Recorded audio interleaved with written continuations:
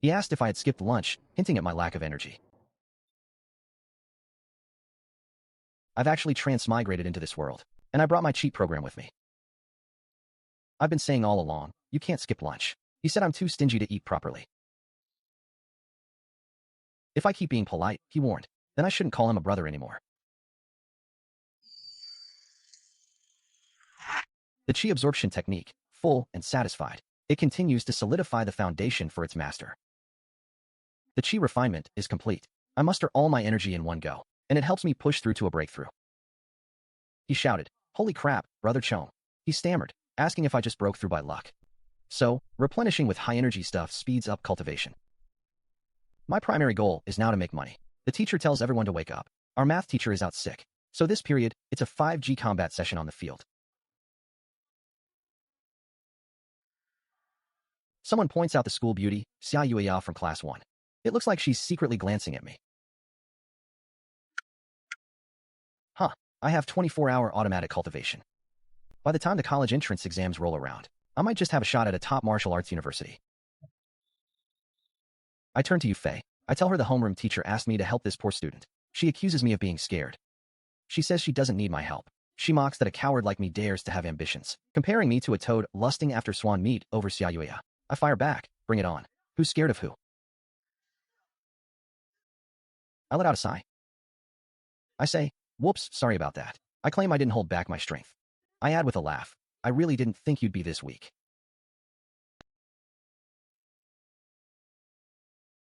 I realize that in this world, the school campus is no longer a peaceful ivory tower. Someone calls me a madman. Brother Zhong shouts, Yufei, that's enough. He tells Changgu to step aside. He insists we brothers can't let him look down on us. He offers to take the heat for me. He warns that if I don't agree, I'm not his brother. I step in, saying I'll spar with him instead. He taunts us, asking if we're lining up to get beaten. He brags that he'll send us both to the infirmary.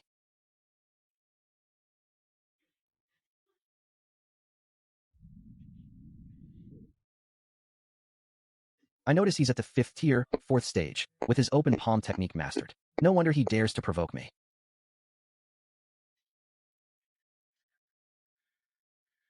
I burst into laughter. I taunt Lu Chong, telling him, you can't hit me, so you'll just have to take my hits.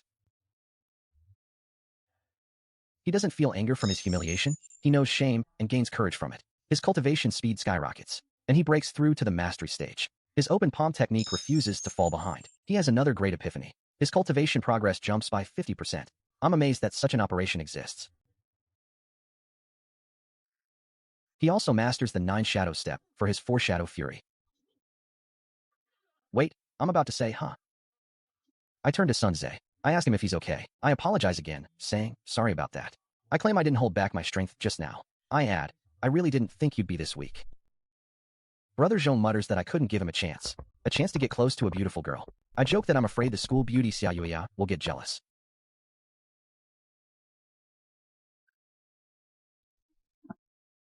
The teacher calls out my name and Xin Yufei's. He orders us to come to his office after school. It seems the homeroom teacher has noticed my cultivation progress. I wonder how I'm supposed to explain this. The teacher says my name, Lu Chong. He suggests my situation is an extremely rare case, something like an epiphany or a second awakening. I chuckle to myself, thinking I never expected.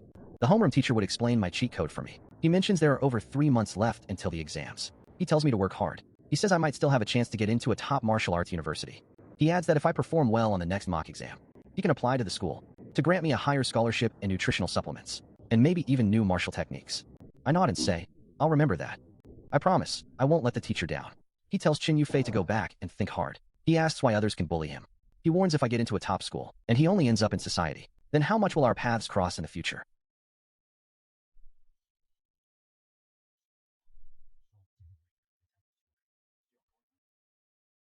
He declares that this is his biggest problem now.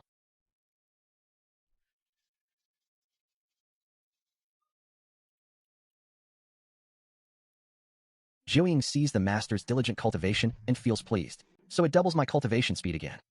The open palm technique says it won't be outdone.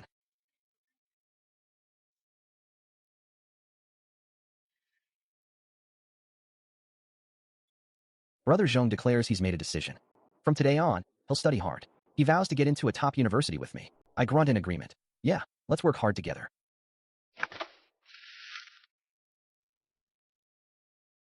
Lu Chao dares me to have another real fight today. He claims I only ambushed him yesterday, and that a win through surprise doesn't count as a real loss. Since he's not convinced, I figure I'll just beat him up again. He says that if I don't dare, he'll keep pummeling that loser next to me today. I agree. I'll spar with you in today's practical class. The teacher announces that virtual esports class is canceled because the teacher ate something bad this morning, so it's swapped for a practical combat class instead. Lu Chao gloats that I'm finished. He addresses the other students, asking them to be witnesses. He argues that yesterday's sneak attack was a fluke, and today he'll reclaim his dignity. The announcer exclaims, "Look!" Sun Tze's feet seem to step on a 9th-tier beast of great accomplishment. He charges forward with afterimages. I can only count my steps and calculate the timing. Sun Tze's attack completely misses. The announcer notes that I'm also using the 9 shadow step, but they ask why there are no afterimages. Yet I always manage to dodge. Someone suggests it might be a coincidence, but there are too many coincidences. I tell them all to watch carefully. I declare that it's not a coincidence. This is the 9 shadow step at the subtlety level. Mastery reveals itself in the finest details. Lu Chao mocks me for just dodging the whole time. He demands a frontal fight. He swears he won't stop until he knocks me out today. I give him a chance to go all out.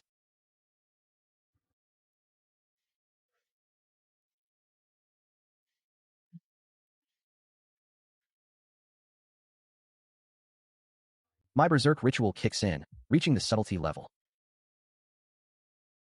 The teacher calls my name, Lu Chong.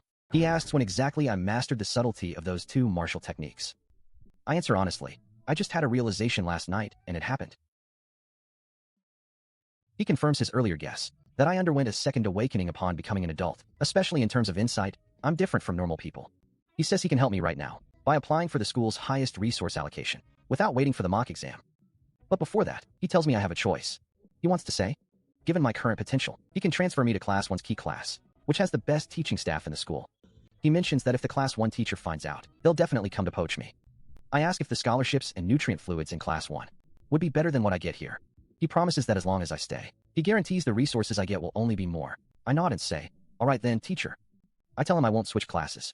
He laughs, huh? Good. He remarks that since I'm so loyal, then he can't be stingy either. He explains this is a reward he earned for meritorious service in the military. A human-grade, mid-rank martial technique. He says he's giving it to me as a personal gift. The whirlwind kick binds to me and awakens. It feels the pressure from the newcomer, and voluntarily enters the basics. Brother Zhong exclaims, Brother Chong, that's awesome. He says nothing more. He insists on treating me to lunch today. He tells me to eat whatever I want. I ask if this little thing is worth getting this excited over. He argues that Sun Tze is definitely convinced this time. He asks if that's not worth celebrating. He points out that I've become famous in school. He shows me a title and asks if it's domineering. I agree, of course. I call out, classmate Lu Chong. I ask, do you have a moment, Lu Chong? I say I need to discuss something with him alone. Brother Zhong grins, saying the class beauty has a date. He excuses himself. I'll make myself scarce. He tells me, I'll get your lunch ready in the cafeteria, Brother Chong. I call out, classmate Lu Chong. She asks me not to misunderstand. She just wants to ask me about martial technique training. She wants to hire me as her personal tutor. I repeat, personal tutor. She says she wants to use the time after school to train her martial techniques intensely, to sprint for the college entrance exam. She calls my name, Lu Chong. She tells me not to worry, she can pay by the hour. She offers 1,000 per hour. I echo, 1,000 an hour? Acceptable. I think that's 1 nutrient bar earned already. I can train and earn money at the same time. A total bargain. I agree, no problem at all. I tell her to first practice the whirlwind madness moves until she's familiar. I say I'll correct her form, and she nods. Yes, teacher. I realize I've just broken through to the next level. I confirm. Yes, teacher. I practiced on my own this afternoon. I only just felt the breakthrough settle in. He nods, saying good. Now I'll demonstrate. He tells me to follow along with his movements. He warns me not to get cocky. He explains that the whirlwind leg's difficulty is in the subtle technique of directing force. He emphasizes momentum. He says watching a demonstration of whirlwind leg is itself a lesson. I gush, telling him his guidance is incredible. I claim I've already gained so much from him.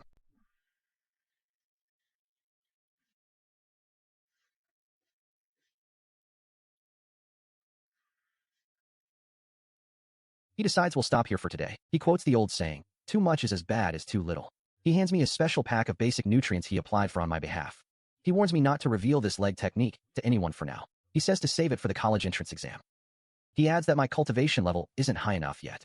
He tells me to go home and focus on practicing the breath absorption art. I thank him sincerely. I say, see you tomorrow.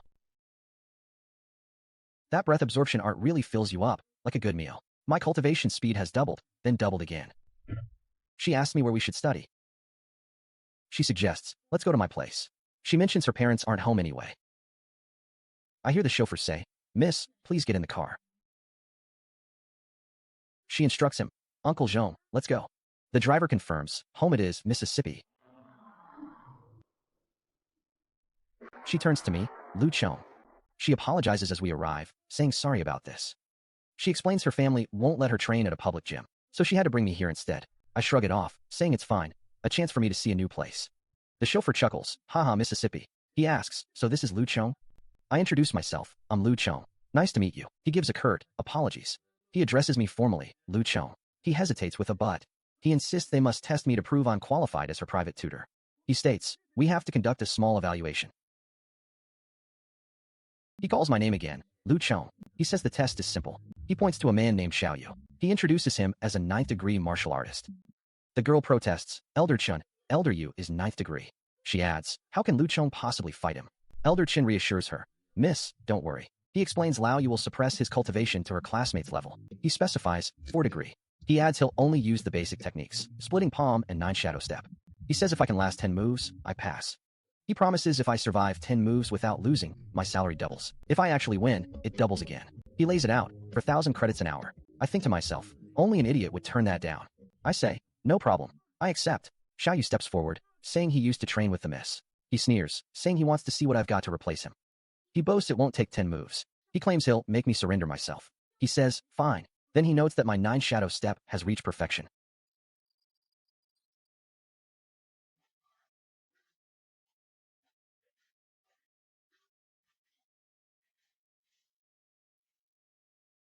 I think, if we keep tangling, it'll just be a draw.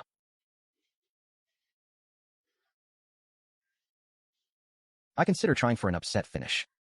I hear someone mutter, Lu Chao, who gave you the guts? I reply, I just want to go all out. Lu Chao sneers, huh? He says, fine, bring it on. He challenges me. Let me see if your skill matches your big mouth. I think, looking for death. Someone shouts, that's enough. He violated the rules by using another weapon. They declare, no need to continue. I think to myself, if I hadn't provoked him, I might have lost my only chance to win. Elder Chin laughs heartily, huh? The young are truly formidable. He asks, if I'm not mistaken. He continues, your splitting palm has also reached perfection, hasn't it? He explains that only with splitting palm at perfection could I control my strike so precisely. He adds I used it to threaten Xiaoyu. He remarks, and if I saw correctly. He notes, you actually broke through during the fight, yes? I confirm, yes. I add, I have to thank Sister Yu for her guidance. I say, it gave me that little spark of insight. Elder Chin relents, allowing me to stay as the Mrs. Trainer. He says my pay will be doubled, but he insists Xiaoyu must be present every session. The girl asks me, Lu Chong, are you okay? She says, if I'd known, I wouldn't have put you through this. I tell her I'm fine. Without this opportunity, I wouldn't have broken through. I say I should be the one thanking her. Elder Chin warns that if we keep wasting time, he'll deduct my pay. My tutoring session with Lu Qingqing leaves her truly enlightened. The practice session ends. I'm eager to get home, my mind racing to progress further. I intend to use this momentum to push my cultivation. My breath absorption art is running at full power. I watch a single nutrition stick vanish into energy. I mutter, man, this is burning through cash. But I feel great. The increase in cultivation is real.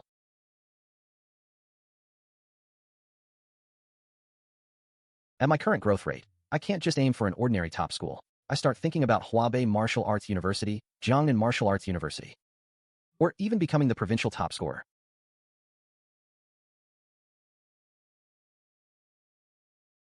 I answer my phone. Yo, brother Zhong?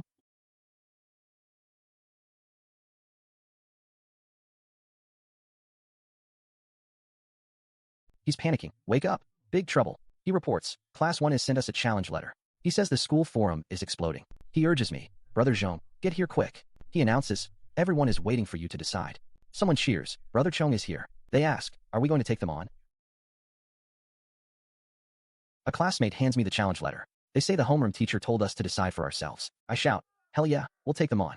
I add, who's afraid of who? I say I've got their backs. I continue, if they want to fight, they'll get one.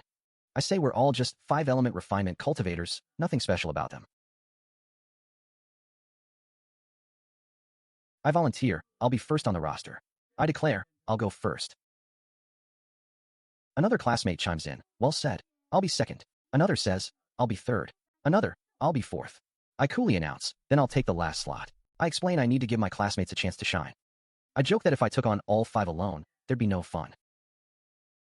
Our teacher, Director Wong, appears, saying there's no need to discuss further. He says he's overheard everything and is relieved by our spirit. He says it's okay to have squabbles among ourselves, but when facing an external threat, we must be united. He emphasizes, united against the outside. He tells me, Lu Chong, step outside with me for a moment. He explains that this challenge from Class 1 is rooted in me. But it's really aimed at him, or at oppressing all the ordinary classes. He asks if I know why he didn't want me to leave Class 5. He says, because I wanted to give more kids some hope. He tells them there's hope everywhere in life. He says success and failure aren't defined by one moment. He says this challenge is mine to take seriously. He reveals he's already invited the principal to watch. He hints that if I perform well, there could be an unexpected surprise. A rival teacher laughs. Haha, old man, you're really willing to let your star pupil face us? He taunts, if he gets crushed and transfers to my class, don't get mad. Director Wong retorts, you just want to use this to suppress us and poach Lu Chong. He says, fine, I'll give you that chance. Someone from Class 1 calls out, who is Lu Chong?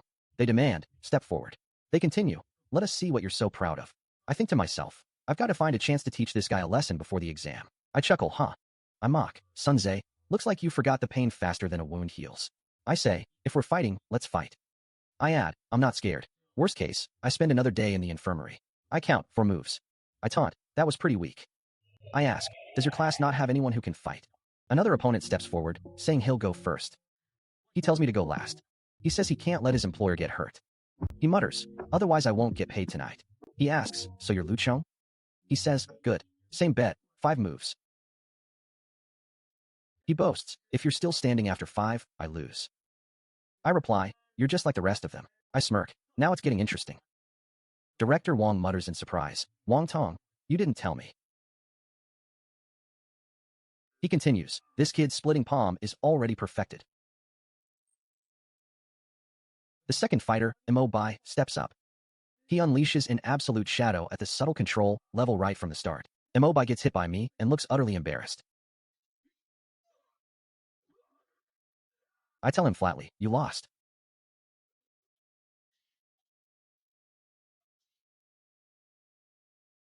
Someone gasps, it's not splitting palm.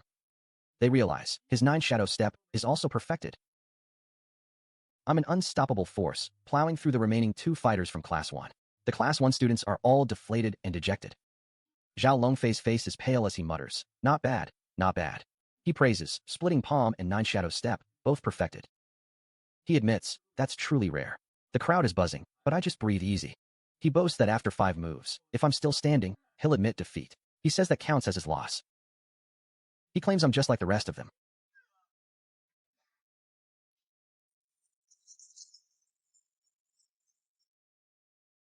But then he changes his tune, saying I'm actually interesting. He turns to Director Wong Tong and complains that he didn't warn him. He's shocked that my open palm strike is already mastered. Next up is Mo Bai, the second contestant to face me. He opens with a shadow step technique at the microperception level. I land a hit on Mo Bai. He's sweating and looking embarrassed. I tell him simply, you lost.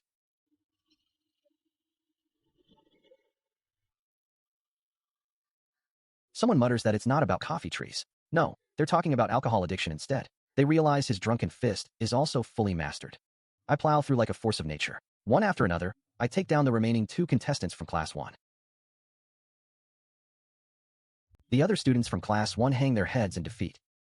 Zhao Longfei's face goes pale as he mutters about how impressive this is. He notes that both my open palm strike and 9 shadow steps are fully maxed out. He admits that's a rare sight indeed. Hui Lao insists that this student must be transferred to Class 1. He guarantees to push him to 9 segment before the college entrance exam. Old Li accuses him of being shameless. He tells Hui Lao that with his support alone, he dares to promise Lu Tong the provincial champion title. The laughter dies down as Hui Lao settles the argument. He admits it's been a while since he last took on a student. so he offers to personally mentor the kid himself. He calls out to me, "Kid." He tells me to seize this opportunity and to ask for more perks while I'm at it. The principal has a self-created body tempering martial art. He suggests I say I want to learn body tempering to see if I can fish it out of him. Body tempering martial art, that's the golden ticket. Hui Lao tells me not to be so formal. From now on, I can just call him teacher. He warns that talent is a good thing, but not to let it make me arrogant. He's seen too many prodigies burn out like shooting stars, far too many in his lifetime. I nod respectfully and say I understand. As my teacher, he says, he can't be stingy with his teachings. He asks me what I want to learn. I tell him straight up, I want to study body tempering. He bursts out laughing. He mutters that Wong Kong, that kid, sold him out completely. He shrugs and says, fine. He happens to have a top-grade body tempering method called Golden Cicada Code. He decides to pass it on to me as a trial, but he clarifies up front the medicinal herbs needed for tempering. They're on my own dime. He tells me to speak up if I have any difficulties. If he can help, he will. I say I want to take elective courses, and he reveals other weapons have already been applied for me. He lists 5: Iron Thread Fist, Eagle Claw Hook, Cloud Piercing Finger, Mountain Lean, and Heart Stepping Kick. He asks which one I'd like to pick. Honestly, I confess to my teacher, I want to learn all of them. He warns me that while my comprehension is sharp now, I must not be greedy. I still have to train Wind Cloak Leg, not to mention the principal's Golden Cicada Code. Where's the time? I tell him not to worry. I'm not being reckless. He's already seen. My hand-splitting palm and 9-eye step are both perfected. Wind Cloak Leg is already at minor success. I figure I'll qualify soon enough. By then, I'll have no more martial techniques to train. He relents, allowing me to take on 2 more techniques. If I can bring Wind Cloak Leg to the insight level within 1 month and hit 6 segment in cultivation at the same time, he says he'll approve the rest. A month? I tell him that's way too long. Wind Cloak Leg at insight level. 3 days should be enough. I settle on Cloud Piercing Finger and Mountain Lean. And then, the moment of truth. Cloud Piercing Finger, fresh off the block, hits beginner level like a natural host. Mountain Lean refuses to lag behind, scoring a direct beginner level 2. Good thing my cheat system has no skill cap. But this Golden Cicada Coat, it definitely needs special supplements to kickstart. 21 days left, until the last mock battle before the college exam. The school's really splurging this time. First place gets nutritional supplies worth 300,000, top 30. Can join the city's pre-exam training camp. This is my ticket to a big payday. Enough to dig me out of my current hole. I tell my teacher, yes, sir. I'll do my best. He waves me off. Go on, go on. Remember to find me after school to train Wind Cloak Leg. I head back to the classroom. Shin Yufei immediately scurries over. He exclaims that I'm famous again. Check it out, he says. Even girls from other schools are confessing to me from afar. The teacher orders Chui Yufei to take his phone and stand by the podium, so as not to disturb my studies. Finally, some peace and quiet around me. Next stop, find the homeroom teacher to train Wind Cloak Leg. 2 days, and it should be at mastery. While others are still calculating the gap, I'm already mapping out the future. 1 hour in. Minor success, 68%. My teacher mutters that it took him over a year to reach this step. He wonders aloud if this is the chasm between a genius and an average Joe. I tell him, teacher, I'll take my leave now. Someone calls out, Lu Chong, come with me. They say someone wants to see me. The offer is a private coaching gig at a martial arts hall, a chance to improve my life situation. They warn me not to be ungrateful. I tell them flat out, not interested. Luo Toa gives me 1 night to think it over. He says I should come to him willingly tomorrow, or face the consequences. I drop Gao Yi's Golden Toad Essence Blood into water, and watch it spread rapidly. With this external boost, my cultivation progress skyrockets.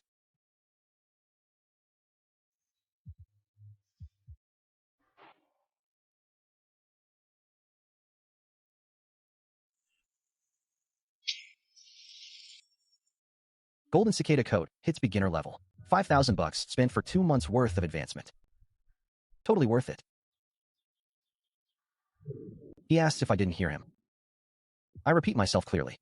I'm not interested in training with Xiang Yueya. He points out the hourly rate, 1,000. How many people would kill for this honor? He calls me Brother Chong. I stick to my guns. Not interested, Lu Chong. He warns his patience is wearing thin. At the mock exam, he'll make me realize how stupid it was to reject him.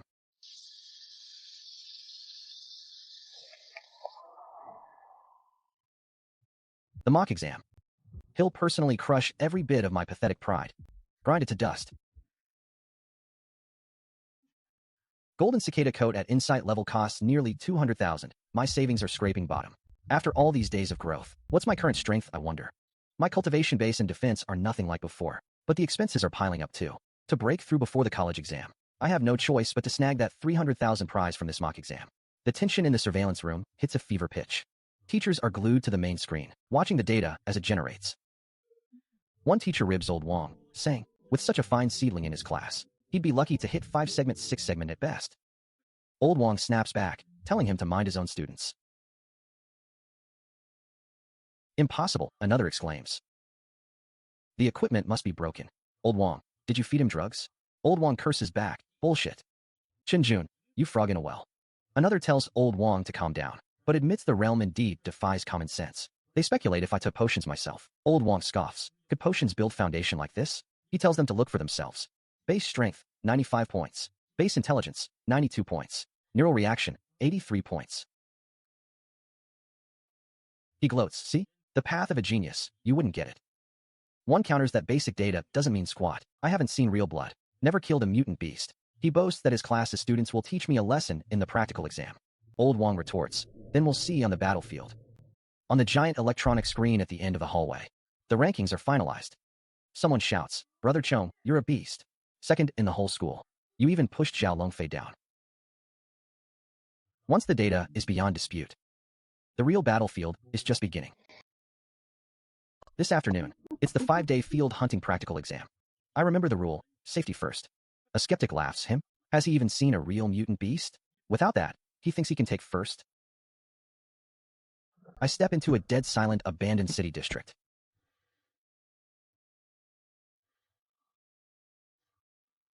So this is real combat. Not exactly what I pictured. I hear a dismissive snort. Old Wei mutters, so this is your prized treasure? A pinch of refined salt. Really no one else? Old Fong counters, after all these years, your eye for talent hasn't improved one bit. He makes a bet. In this mock exam, if anyone from your school's number 3 can surpass Lu Chong, he says he'll call me Big Brother from now on. The other asks, you mean it? Really? Fine, but if you lose, hand over your golden cicada coat. Old Wei laughs, deal. And if you lose, your tiger roar art goes directly to my student. I think to myself, sharpening the axe won't delay the woodcutting. The old man mutters that I must have my own plan. Night falls. A massive moon hangs over the ruins. The screen's pale glow lights up my face in the dark. I look deeper into the ruins, my eyes scanning the shadows. Night has fallen. The hunt begins now. Daylight is a chessboard for strategy. But the night? That's the hunting ground. The night is deep and suffocating. My figure flickers through the space like a ghost. Every time I reappear, a shadow cat screams as it falls, and I collect another bounty token. I see a lone guy, looks like a newbie Taoist. A fresh calf who doesn't fear the tiger. He doesn't know how to conserve energy. I bet he won't make it through tonight. They're probably already planning to carry him out on a stretcher. Li Qingjuan's smug grin freezes on his face. Wei Jiangwo, meanwhile, keeps his eyes closed, meditating through it all. Inside the dilapidated living room, Sun Zhe and his 2 buddies are resting with their backs to the wall. Little do they know, the shadow of death is already circling above them. My figure appears at the doorway like a specter. I glance at the 3 of them, completely oblivious. I mutter to myself, sleeping like logs. One of them stirs and lets out a startled shout. He blurts out, poser. Another one yells that I've lost my mind.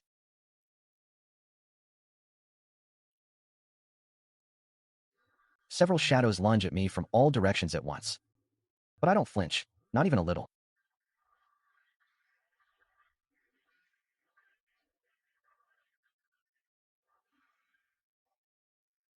They scream as I take them down one by one.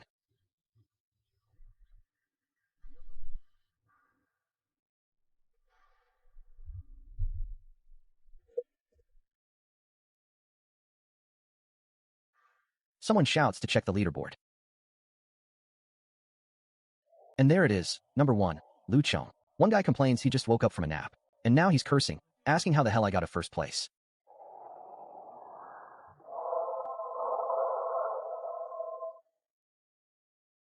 Dawn breaks over the hunting ground. The thin morning mist slowly clears. A bleary-eyed student rubs his face and opens his communicator. Everyone's pointing at the rankings, arguing loudly.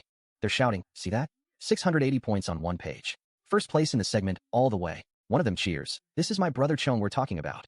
Another jeers that I must have skipped sleep just to grind points. A skeptic says I've probably been eliminated by now. He claims it's just a data delay on the board. I smirk and think, just wait for it. "You frogs at the bottom of the well," I muse. Brother Chong's about to rub your faces into the dirt. Inside the monitoring hall, everyone's eyes are glued to the main screen. One of the teachers chuckles, quite the night owl strategy. He asks if I've made myself at home in the hunting ground. Another teacher, Old Wei, wonders if I'm afraid of capsizing in a ditch. I hear my own teacher say confidently, "I trust my student." He tells Old Fong to focus on his own tiger roar technique instead. He suggests Old Fong figure out which stance to teach first. They realize that my mastery of two martial skills isn't even my final card. They admit that the student the teacher personally picked wouldn't be that simple. 3 of them are standing on the ruins, with Xiao Longfei staring at the leaderboard on his communicator. I can see the jealousy and venom burning in his eyes. He notes it's been half an hour. He points out my score hasn't moved. He insists I must have been eliminated. His buddy suggests that after a whole night of fighting, I'm probably exhausted. He adds that resting would be normal after that. But Xiao Longfei just says I'll show up eventually. He gets a response, "Then they'll send me packing right here." The guy says it's only a 100-point penalty. He claims he doesn't care about the points. I think to myself, there's only one throne, and I'm the challenger they want to hunt. I stretch and say to myself, I've rested long enough. Time to get back to work. A 7-section shadow cat lunges at me from behind. I don't even turn my head. I land a precise back kick that sends it flying into the air. I punch straight through half a brick wall, aiming both claws right at Xiao Longfei. He's got 4 guys from class 1 with him. He sneers, "Stinky brat, I admit I underestimated you. But your mock exam ends right here." I grin and think, served yourself up. I've been wanting to punch you for ages. Someone from the other group shouts at Li Chongjun, asking what they think they're doing. They accuse them of openly breaking the rules. They yell, "Have you no shame?" Li Chongjun stammers that he doesn't know what's going on. He insists this was definitely not his order. Someone else tells them to call Zhao Jingsheng to the school after the exam. Li Chongjun boasts, "I don't need to get my own hands dirty with trash like you." He orders his gang to go all out and beat me hard. He tells them not to let me get eliminated too easily. My gaze turns sharp as a blade, and my fighting spirit boils over.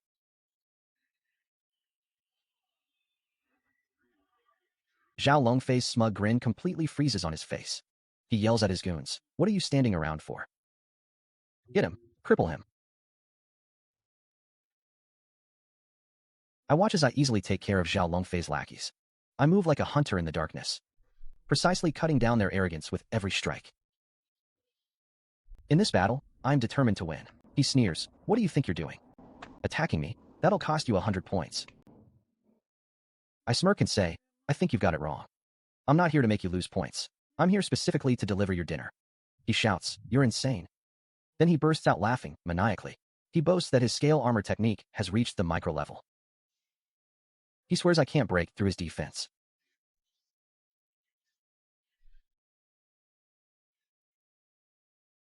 He curses and demands I fight him face to face like a real man. He calls me a coward for dodging around.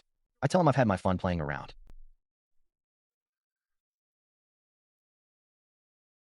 I say, "Now let's see how many of my moves you can actually take." Someone in the crowd gasps, recognizing it as a mid-grade martial skill, the Gale Sweep leg. They note it's also at the perfect completion stage. An observer mutters that I'm still too impulsive.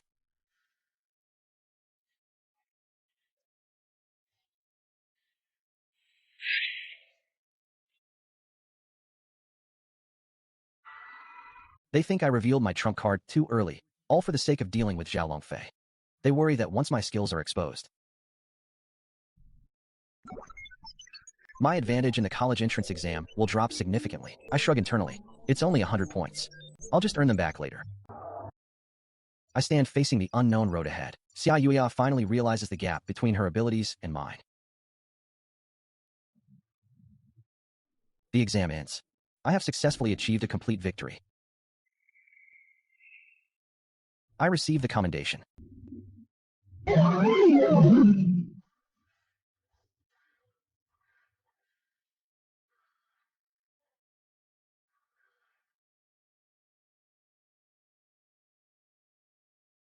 and I walk away with a pile of cultivation resources. But behind all the glory, I've been grinding silently the whole time. A furious voice roars, "You worthless brat. Do you know you've disgraced the entire Zhao family?" A younger voice whines, "Dad, it's all because of that Lu Chao guy." The older man snaps, "Shut up, you're useless at everything."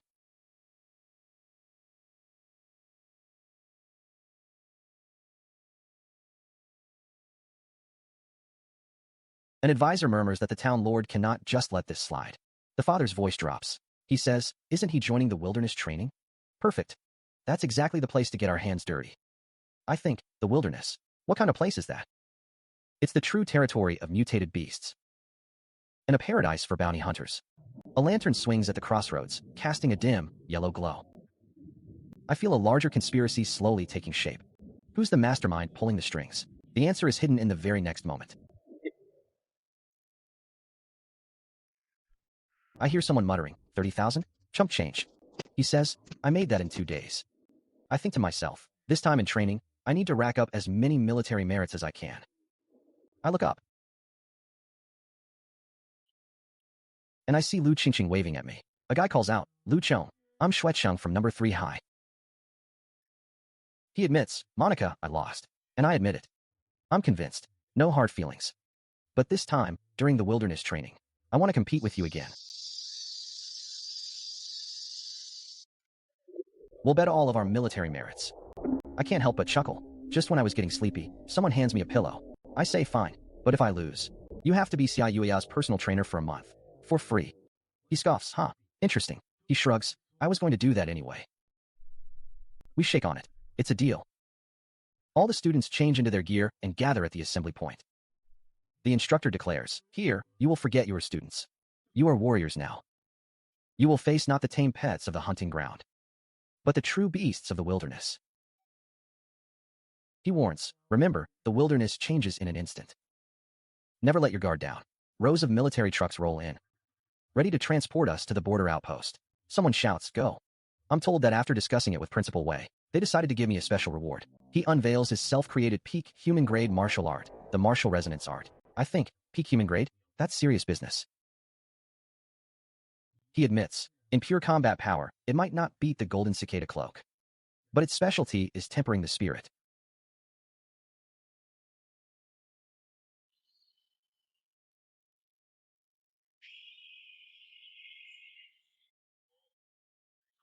He explains, simply put, it hones your mental willpower. It makes up for your weakness in neural reaction speed. I nod, understanding. So that's it. I think warmly. The old principal really knows me best. That night, I gaze out into the darkness beyond the city walls. The moment I touch the jade slip, a notification chimes in my mind. I feel insights from the universal art, the profound heaven palm, shadow step, and iron mountain lean. I receive enlightenment. All my skills step into the minor achievement stage. My training speed doubles. Someone nearby mutters in disbelief. Did this kid just hack the system? Principal Fong says to me, "Please sit. The essence of the roaring dragon art lies in hunting the spirit." He adds, "Come on, I'll take you somewhere special." I follow Principal Fong as he walks out the door. I pump my fist and whisper, "Yeah." A sudden insight hits me like a lightning bolt. I step into the realm of minor mastery. Now my cultivation speed doubles. Talk about a software upgrade.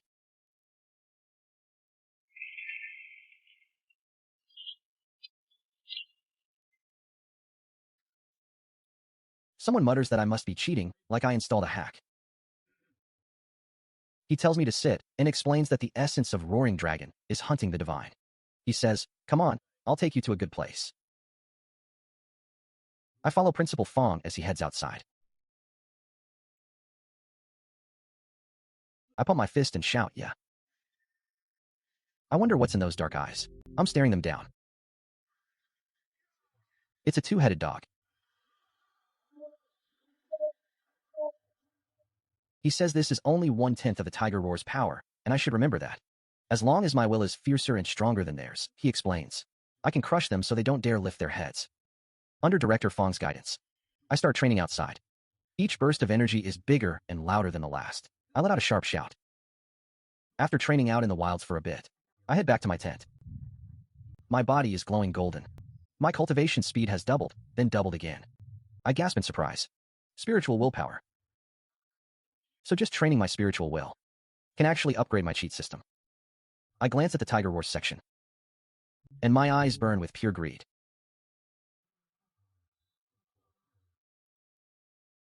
My automatic cultivation at the 9th-stage martial apprentice isn't slowing down, it's speeding up. Looks like I'll become a martial artist in under 10 days. Today, they announce, we're entering the wilderness. We students are the main characters. The soldiers are just here to form ranks and record our merits. When the special training ends, whoever has the highest military merit gets a commission, an honorary rank, salary, benefits, and military resources. I think, isn't this exactly what I need most? I declare to myself that first place in this training is already reserved by me, Lu Chong.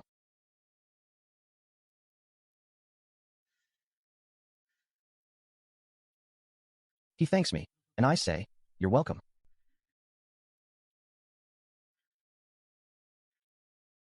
Lu Chong has the strength. But when it comes to stealing kills, I'm a professional. The platoon leader mutters that this kid isn't afraid of blood. I scoff, saying I've only squashed a few mosquitoes. He says I'll be truly brave when I can see our own blood without flinching. Everyone is stunned speechless.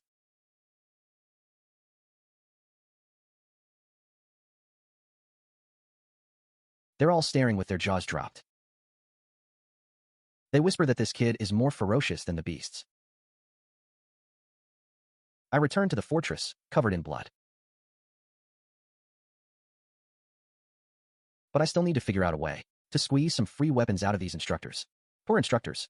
They have no idea yet that they're about to get fleeced by a kid. The instructor barks that we're the worst batch he's ever had. Half an hour later, he orders us to begin 5-level formation drills. As soon as he says it, my eyes lock onto Lu Chong. He asks who's first, and I step forward. I say, please instruct me, sir.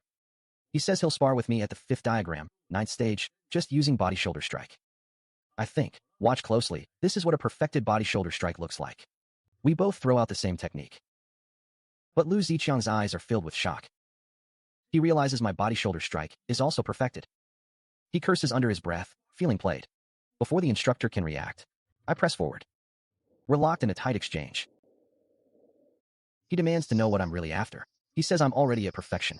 So I mess with him. I reply, sir, I just want your guidance on my martial techniques. I explain I'm not interested in the school's basic moves. I want to learn something new from him.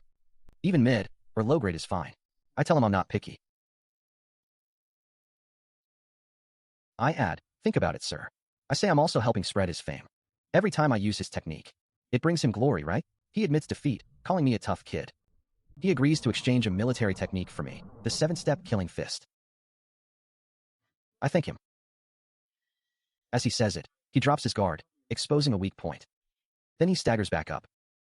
I say, thank you for the guidance, sir. I claim it's given me a new understanding of body-shoulder strike.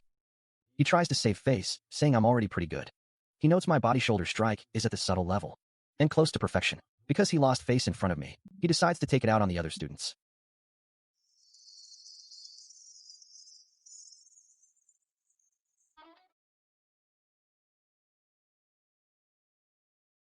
Night slowly deepens. The instructor's 7-step killing fist has only reached grand mastery. I grin to myself, wondering who'll be teaching whom by tomorrow afternoon. The next day, I'm back to squeezing the officers. I think about which instructor to hit up for a new technique in the afternoon.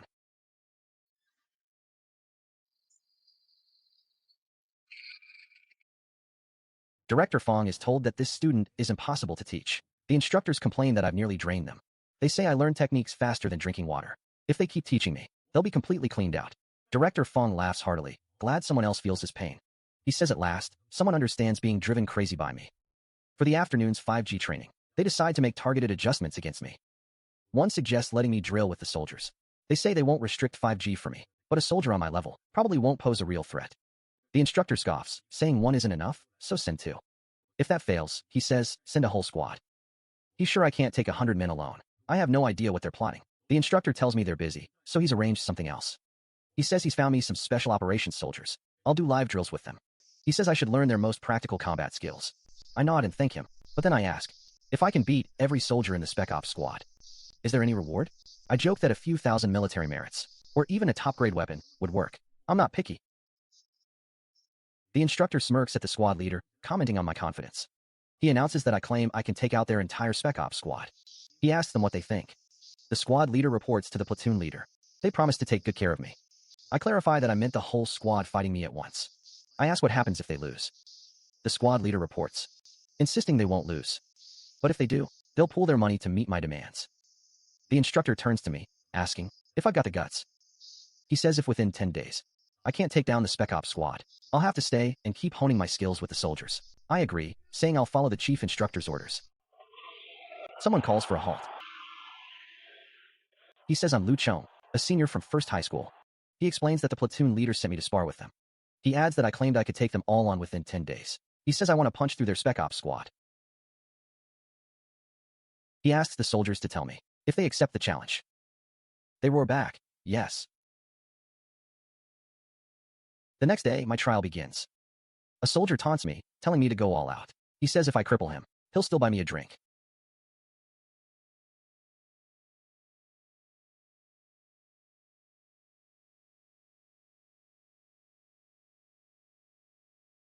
I hit him with 9 shadow step, iron thread fist, body shoulder strike, and heart-pulling kick. All 4 techniques are at the perfected level. He curses, realizing the platoon leader set him up. Zhou Changfeng formally introduces himself for a match.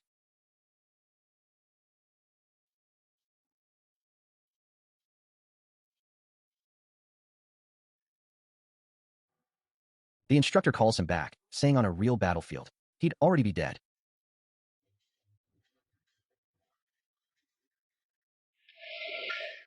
He says to me, I can now spar with soldiers from other squads. He adds that I can give them some pointers on their techniques. I ask a soldier, what's going on? He says fights have been breaking out outside. He mentions there's a ridiculously good student named Lu in this batch. He says I've already beaten all the veterans.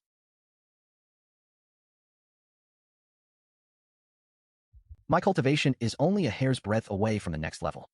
My golden cicada cloak is also about to reach perfection. I think this fight will be the perfect offering for my breakthrough to martial artist.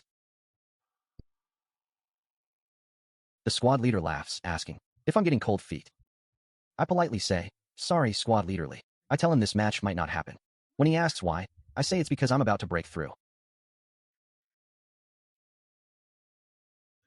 He repeats in disbelief, you're breaking through now? Instructor Chung seals off the area, ordering no one to come near. He stands guard for me. I sit down cross-legged and start circulating the chi absorption art. He explains that breaking through to martial artist is a big deal. It's my first energy transformation, igniting my blood and chi. He tells me to absorb with all my might. He says I should take in as much as I can. He says this is my foundation for the future. I wonder if it's really that dangerous. I think to myself, it's all coming naturally. The chi absorption art evolves, doubling its efficiency and potential. The art feels ravenous, desperate for more, but I'm starting to run out of steam. The system prompts me to replenish energy quickly. I call out to Director Fong, saying I'm hungry. He warns me to eat slowly, so I don't choke. He notes I'm much faster than normal. My foundation is solid. He's amazed at the speed. I ask for more. He counts that we've used 4 bars already. I think, for 100,000 credits, that should be enough. I thank Director Fong. I mutter that I should get Old Wei to reimburse me for this. Old Chin calls for emergency backup. I order them to send me all the high-grade nutrient bars they have. Every single one of them, right to my door. Go on, eat up, I urge, watching the pile shrink. I'm determined to finally fill this little monster stomach. When a genius's appetite outpaces everyone's imagination, the world has to recalculate his value. And that means a complete overhaul of the price tag. I open my eyes, rising from my cultivation session. The old dean and a few instructors have scraped together 5 bars. They each traded their own military merits for them. I laugh, waving off the formality. As an instructor, isn't it natural to provide for a student in need? I declare that supplying some nutrients is the least they can do. The group of instructors just shrugs helplessly. I bow my head and say, thank you, teachers. I add, and thank you to all the instructors. He tells me to go test my baseline stats now. He says to come find him tonight.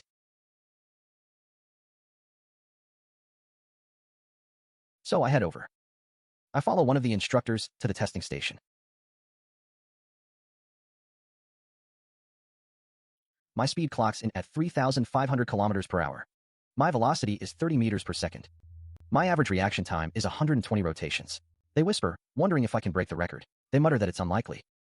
Since the martial arts college entrance exams began, no candidate has ever shattered that record. They argue that raw power doesn't guarantee speed.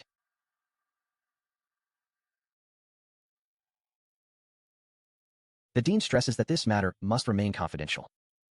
He insists that Colonel Huang and Principal Wei must never find out. He reminds everyone that they should know this. Certain foreign forces have targeted our country, creating a so-called seedling elimination plan. Given the potential I've shown, if it gets exposed, it will surely invite a deadly disaster.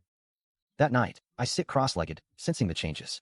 The tiger roar technique refuses to fall behind. The GUV hand-splitting technique breaks through, not wanting to be left out. It's automatically pushing forward its own evolution.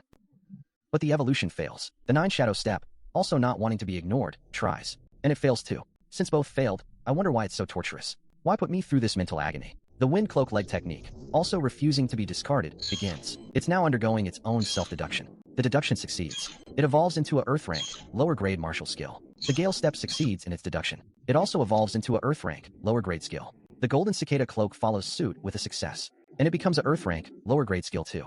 I slowly stand up. It seems only the peak of the human rank, 5th stage. With a solid foundation, has a shot at evolution. That's the only prerequisite for progress. The tiger roar technique isn't at its peak yet, so it remains stagnant. I wonder what the auto-cultivation speed of an Earth rank skill would look like. As expected, the Earth rank skill's cultivation is much slower. But at this rate, I should reach its peak before the exams without any issue. My cultivation level might even hit the 3rd stage of martial artist. The biggest problem now is why the tiger roar technique can't evolve. I asked Teacher Fong, can the school reward me with an Earth rank skill? He laughs heartily, saying I act like they're cabbages. He explains that even the most basic heritage costs over $1 million, and high schools aren't authorized to teach them.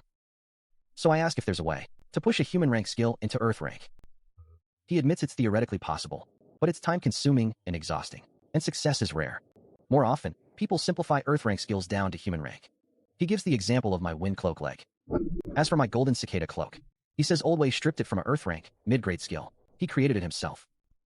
Then I ask about the tiger roar technique. He says that was his own creation entirely, and he hasn't even developed the corresponding Earth rank version yet. So that's it. Without a source, it can't evolve. That explains everything. For now, I'll just have to rely on these 30,000 points. Then, a student calls out, Instructor Lu, could you demonstrate the 3-inch palm for us again? In a hidden cave, far from sight, 2 men in black are plotting. One says they've mastered that kid's movement pattern. He decides it's time to strike. The other confirms that the purple rat died at his hands yesterday. He plans to release a 2nd-level devil beast at dawn. It'll lock onto him and bite him to death in one go. I snort, stepping into their shadow. Hey, were you looking for me?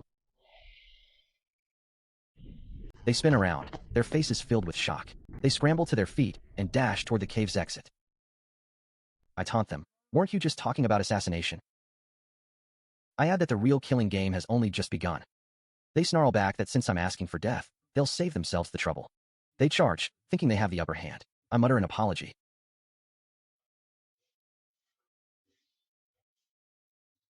Truly surprised at how weak he was, I'd planned to take him alive. The survivor spits, admitting defeat, but swears he'll get revenge. My palm falls, ending his night.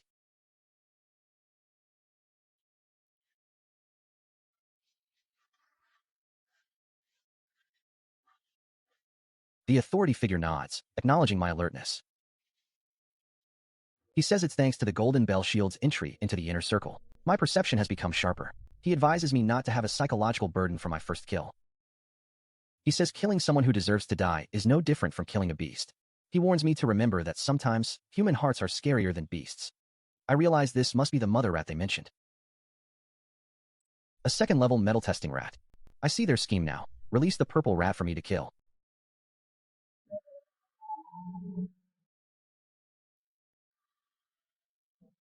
So the mother rat would memorize my scent. Then, it would strike me down in the wild with one fatal blow, from start to finish. They never had to show their faces. I ask who wants me dead. He says the trail is cold. He can only trace it back to overseas bounty hunters. The source is untraceable. He orders me not to enter the wilderness alone for now. I nod, understanding. I understand, Teacher Fong. Someone has successfully broken through the mortal barrier. He's entered the ranks of martial artists. A rival, Lu Chong, announces he's just become a martial artist. He formally challenges me today. He bets 50,000 credits. He asks if I dare to accept. Old grievances brew into a new game. He talks about the military merits accumulated during the special training. He says if he loses, he'll accept it. He offers to give me all the 11,000 points he owes me. I chuckle, telling him he's too polite. I remind him we're classmates. He insists it's not enough and demands another match. He argues that we've both just broken through to martial artist. So it'll be a fair fight. He declares that if he loses, he'll add another 50,000. I then inform everyone.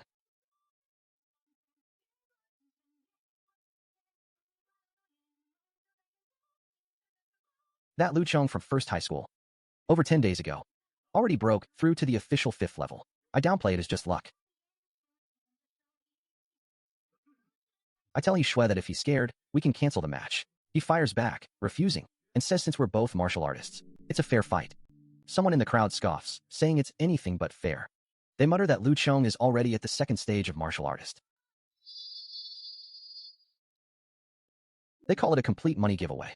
Shueching strikes first, with force, but I only move the hand-splitting technique, targeting his lower body. I declare it's my family's inherited earth-rank skill. I taunt that his hard fist won't block it. He stammers, shocked. He asks how I blocked his punch, which was filled with chi. His understanding shatters. The real gap is now revealed. I thank him for holding back. I tell him he's welcome to challenge me again anytime. He declares he'll still challenge me in the future. Not for the school beauty, but for himself. Someone comments that I'm strong now. But the further along the martial path, the more resources matter. They laugh, asking how a poor orphan like me can compare to Xia Yuya. They say the Xia family's earth-rank weapons aren't buyable with just money. They're simply not for sale. I ask Teacher Fong, can you teach me that technique? He refuses. He calls it a shortcut that relies on trickery. He warns it'll hinder my future cultivation of true earth-rank skills. The 5th stage is the root. He says with my talent. Cultivating earth-rank skills is the right path. I shouldn't take such a detour. I bow my head and say I understand. But in my mind, I know that for me, if it makes me stronger, there's no such thing as a detour. After all, my skills cultivate on their own. Why would I worry about a little side effect? The old dean grins, telling me to bring back the province's top score. He promises to throw me a victory feast. I laugh heartily and agree. Another voice chimes in, proud that I didn't embarrass the school. For my safety. He advises me not to go home for a while. I nod, accepting the plan. I crack a grin and reply, deal. They slap my back, proud I didn't let the school down. He reiterates that for my protection, I should lay low and skip going home for now. He's living in one of the teacher apartments on campus, the old principal himself. He said he wanted to pass down his DJ cloak martial technique to me, Lu Chong. He explained that during the college entrance exam, I'd be using war gold martial techniques. He added that the inheritance fee alone would be millions. My salary couldn't cover it, he claimed. Then he said he'd handle this matter personally. He handed me the golden cicada robe, or rather, the manual for it. It contained the offshoot earth-grade technique, golden light wave. It's a lower-grade technique with both body protection and passive rebound effects. He said he'd pass it down under his personal name. No one would dare gossip. He assured me that no one would question it. I asked him what the difference was between the golden light wave and my self-evolved golden bell shield. I wondered out loud what exactly set them apart. I asked if I could still cultivate this technique after mastering the golden bell shield. I worried that they might conflict with each other. He told me that when martial paths from the same origin meet, it can be a blessing or a calamity. It could either be a boon or a disaster, depending on how they collide. In the training ground, golden light erupts, swirling around me. I feel the resonance rippling through every inch of my body. On the verge of awakening, I push the golden bell shield and golden light wave to merge. They successfully evolve into an earth-grade mid-tier martial technique, the golden bell shield. The principal nodded and said I'd clearly mastered it completely. But he warned me that the college entrance exam is just around the corner. He told me to stop taking private tutoring jobs outside. I replied, yes, principal, promising not to lose sight of my priorities. He lectured me about not letting money cloud my judgment. The month before the college entrance exam, he said, is crucial. I needed to pour all my energy into cultivation, nothing else. Plus, he pointed out something I should already know. The college entrance exam itself is actually a massive opportunity to earn resources. If I seize it, maybe I won't have to worry about money for all 4 years of university.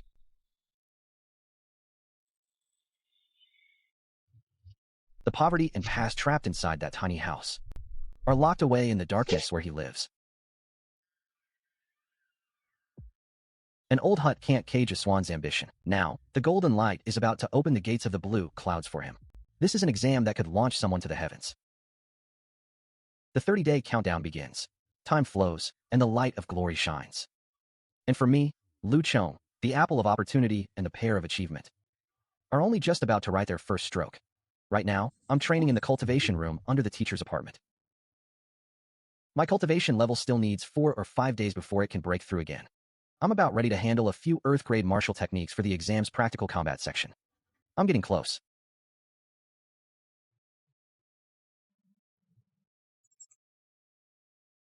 I mutter to myself that this many people won't be enough. Just the Hedong province base alone has over 30 million people. Xia Yuia's words echo in my mind. Meanwhile, Qin Yufei is hosting his live stream, showing off. He scoffs at what he calls my mediocre performance. He asks how someone that average could possibly be the top scorer. Some girls in the chat swoon over me, calling me handsome and hot. They say I have a great physique. They're smitten, hearts and all. But critics say I might be a silver spearhead, all show, no substance. They claim I'm just for decoration, not actual use. During the college entrance exam, I'll have the chance to prove them wrong. My ranking keeps climbing like a rocket. Finally, I'm set as the province's #1 and 5th in the entire nation. Universities start calling my name, Lu Chong, they say. One recruiter asks if I'd consider their school, promising flexible special admission terms. They tell me the conditions are negotiable.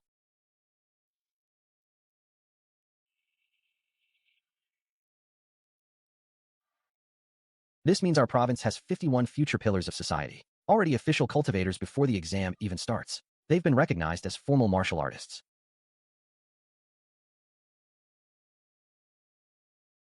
This is just the beginning of the real test.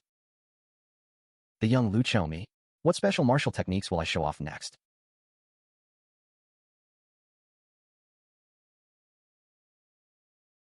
To others, the sight of me charging through a horde of mutated beasts is terrifying. But to me, it's just a warm-up backdrop. The longer I hold the top of the rankings, and the higher I climb, the more traffic I generate, and the bigger the payout that flows back. The announcer says, all examinees, please note. They announce we have 10 minutes to enter the field for the assessment. After 10 minutes, the light barrier will reset. Anyone late will be considered absent and disqualified. I think to myself, I'm going to leave everyone in the dust. I'll dominate this exam. I admit, I don't want any dark horses to show up. But the core zone's 3rd-tier beast area, for this batch of examinees, is probably unreachable. When others start, they scout the path. My start, I just teleport straight in. Shrouded in black mist is the murderous intent of 3rd-tier beasts. And also the coronation I'll nail to the top of the leaderboard. A commentator says, thank you for the expert analysis. Then turns to ask Principal Wei, as a senior in the Guanyin City Education Circle, what his expectations are. They ask about the 3 seeds of maturity for our students. They want to hear his hopes. Principal Wei laughs and says his expectations are simple. He declares that this year's provincial champion is already reserved for Guanyin City. He claims we've called dibs on it. People mutter that the old principal is drunk, just blowing smoke. They laugh, saying a 4th-tier small city dares to aim for the capital? The host says Principal Wei must have great confidence in his students. But the principal insists he's not joking. He stakes his own reputation on it. He says the person he believes can take the provincial champion is our school student, Lu Chong.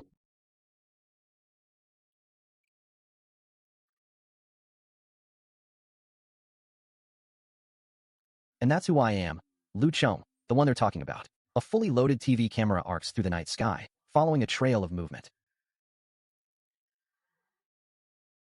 I spot a one-horned wild boar. I think, prime drinking snack. Too bad I can't take it back with me. I maintain my speed, staying at the edge of the 2nd-tier beast zone. I deliberately skirt the borders, drawing enemy attention. Their awareness is locked onto me. I grin good. This is efficient. Nothing gets wasted. I use the open palm strike, flicking my fingers. One call, and it responds instantly. Every technique is at its peak, perfection realm. Those at the same level as me are all at this stage. And I can pull them out of my sleeve as easily as plucking a flower. I mutter that someone's definitely trying to steal my score. I realize I need to pick up the pace.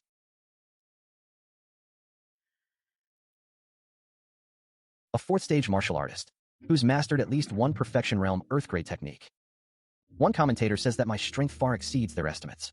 They admit they underestimated me. Principal Wei brags. See him? That's my student. He claims he taught me the cloak leg technique. People are yelling in disbelief. Someone shouts, "Is this a monster bred in Guanyin?" They ask who called me a reckless brute earlier. They now realize this is strategy. The crowd chants over and over, "God tier, God tier."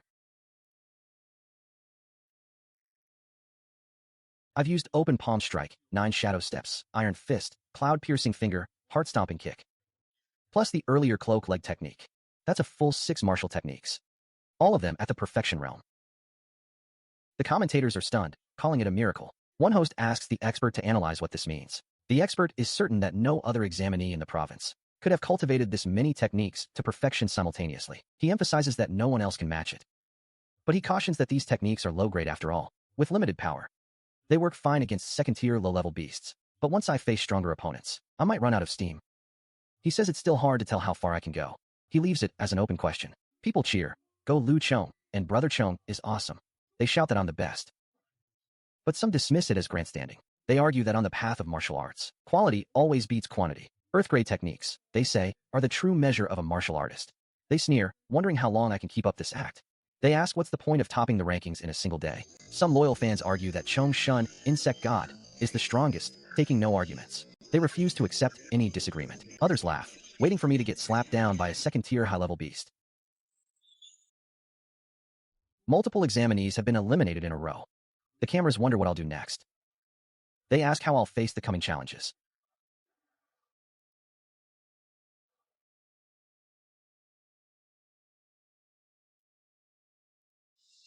Someone screams, "He's insane. A total madman." They admit that we've all gone crazy, just for trying to copy me. I'm perched at the top of the leaderboard, leaving second place in the dust by over 10,000 points. The gap is huge. That's 270,000 Chinese yuan. I earned this much in one night. I smirk, not bad at all. While others chase glory, I, Lu Chong, am busy measuring my fortune. I close my eyes slightly, relying on my sharpened senses to precisely locate beasts in the complex terrain. I scan the area with my mind.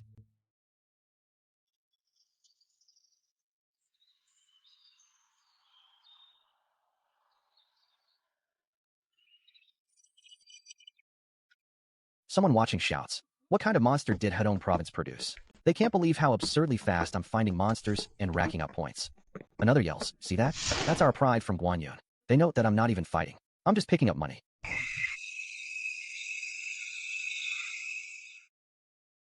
I spot a beast up ahead.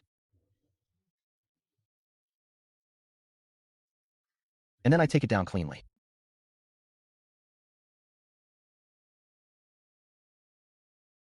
I tell myself, no more wasting time. I need to go for a big score.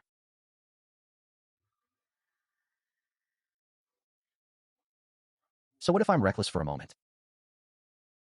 I calculate 1.8 million, 560,000, then 13, summing it up. That's 1.44 million Chinese yuan. I grin. Awesome. I love this kind of rich payday.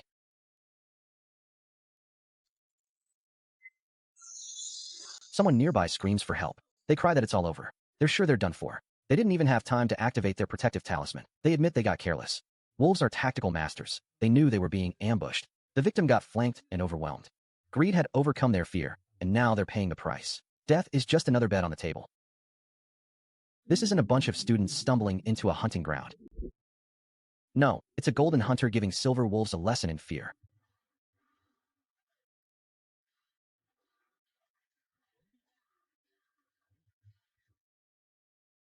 That Earth grade, lower tier golden light wave technique. Director Wong confirms it's the one he personally taught me. He says my talent for comprehending martial techniques is insane. It's a rare sight in this world. He's amazed I reached the microcontrol stage before the college entrance exams. He notes that I haven't been eliminated yet, and my score is still climbing. At this rate, he predicts I'll sweep the deep zones clean by myself. My rivals realize they can't just wait for me to fall. They decide they can't sit around and do nothing. And they can't keep hoping I'll get eliminated. Li Qianzhong figures that since I dared to pull this stunt, I must have some serious trump cards up my sleeve. He suggests they form a temporary team to rush ahead and grab points.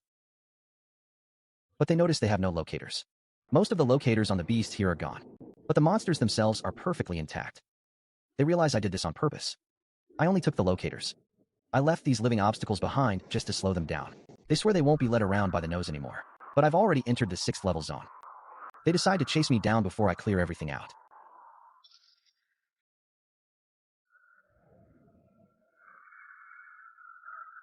They wonder if the ferocity of a 6th level beast might be too much for me. They doubt I have a solid plan. They're sure I'm stuck in there. And they think that's the end of my run. They find another pack of wolves with no locators. They curse my name again, knowing it's my handiwork. They complain that I've turned them into cleanup crew.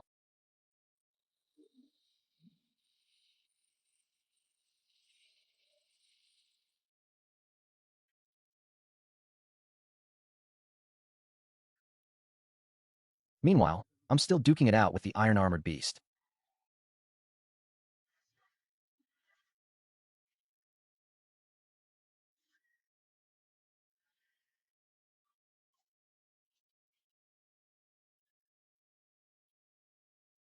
I use the same trick again. My total score hits the 400,000 mark. They check another zone and find it empty too. They realize I've cleared this area as well. They've been chasing me all night and haven't scored a single point. Their stamina is running on fumes, and I'm at least 350,000 points ahead of them. Li Qianzhong admits they've already lost, but Chun Yuan argues it's not over yet. There's still the 7th level zone. He bets a mere 4th level fighter like me wouldn't dare enter it. He says the 7th level zone is their only chance. He points out it's daytime now, with the 3 of them working together. Taking down a single 2nd tier 7th level beast shouldn't be too hard. They figure it's worth a shot. In the blink of an eye, the trio reaches the border of a dense, fog-shrouded forest. The silence around them is deafening. In the darkness, a pair of crimson eyes snaps open. The observers in the control room spot them. They announce that students Li Qianzhong, Wang Shan, and Chun Yuan have entered the territory of a 2nd tier 7th level beast. They comment that this is a very risky move, and they note that I, Lu Chong, with my commanding lead of 450,000 points, have also arrived at the edge of the 7th level zone. A commentator asks Director Wang what the safest option for me is. He suggests retreating to clear lower-level areas. He notes that would secure the provincial top score. He asks Director Wang what he thinks I'll choose. Director Wang says based on his understanding of me, I'm not a reckless person. He believes if I wasn't confident, I wouldn't keep pushing deeper. I recall the mock exam with the shadow cat, the same species as this beast. I remember its habits clearly from that test. I know exactly what I'm dealing with. Man, this thing is fast. It's way stronger than the 6th level yak. My golden light wave can only defend against it. If I can't catch it, I can't land a hit. I think about using the Gale Shadow Step technique, but I decide it's not time to reveal that card yet. In 0.1 seconds, a window of opportunity flashes by. This is my chance to turn the tables after waiting so long. 32,000 points added to my score.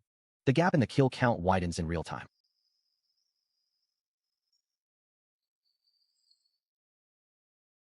The livestream chat explodes, but this is just the tip of the iceberg. I'm not satisfied with just being the provincial champion. Over 5 million Huaxia coins. Nice. But I notice they're catching up. Right when my score peaks, danger creeps in. My instincts never let their guard down. Chun Yuan suddenly realizes they've been outflanked. Li Qianzhong tells him to drop the maybe and accept it. He orders Chun Yuan, who's the fastest, to chase me. He tells him not to fight, just to keep me busy and stop me from scoring more points. They'll look for other prey. Burning with frustration, Li Qianzhong quickly changes tactics. I see Chun Yuan and ask if he's looking for a fight. He stammers, saying I'm overthinking it. He claims he's just hunting, and insists he won't break any rules. I think it's a dirty tactic. But for cultivation resources, revealing a trump card isn't shameful. Chun Yuan realizes there's no way to keep up with my speed now. He lets out a breathless laugh. He confirms I'm using the wind-walking technique. Director Wang watches, musing that I developed this new move myself. I reached mastery in the wind-walking step, and new insights flowed naturally. I discussed it with him many times to refine it. He sighs, saying I'm so brilliant it makes him worry. He notes that martial techniques need to be registered officially. And my unregistered Earth-grade technique will be a huge headache after the exam. Wang Shan asks if they're just giving up. Li Qianzhong tells her the 8th level zone is beyond their ability. If they keep pushing, they'll just get eliminated early. He approves of my strategy with a nod. He points out I haven't swept the first to third level zones yet. He says if they head back now, they can still grab the scraps. They realize they're outmatched and have to retreat. Another 64,000 points drop for me. I chuckle, thinking I can't let that go to waste. I step straight into dangerous territory, and immediately, a killing intent flashes. With one step, I dodge a hawk's claw lock. I unleash my full power. I move like a shooting star, gliding forward like a ghost. The crowd watching from home thinks I've lost my mind. They scream that that's a million points I'm going for. They can't believe I'm still not satisfied. They cry out that I'm leaving them no scraps. I'm left with no choice but to pray for divine protection. I keep farming points like a god. Soon, all the top fighters gather in the E-level zone.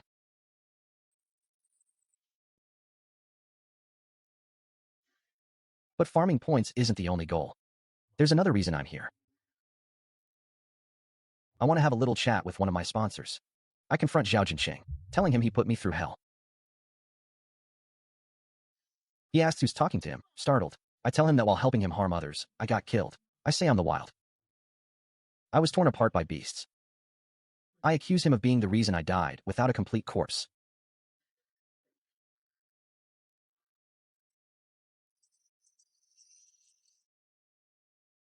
I demand he repay me with his life.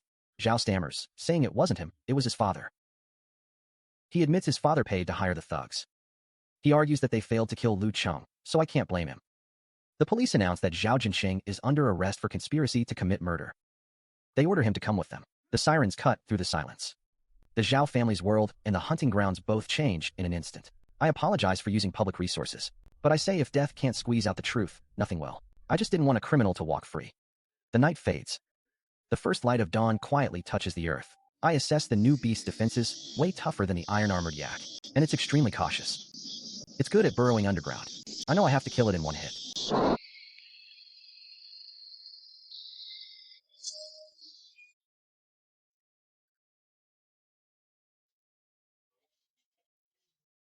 I let out a low chuckle.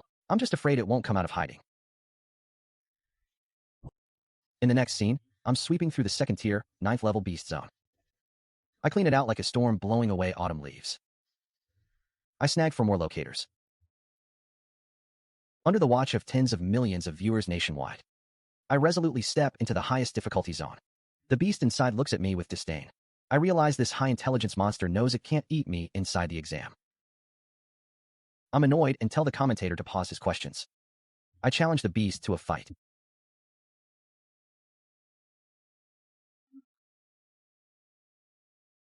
I sense its terrifying strength and blood energy. I know a direct fight is suicide, I'm all talk, but I figured out its defense. It seems flawless.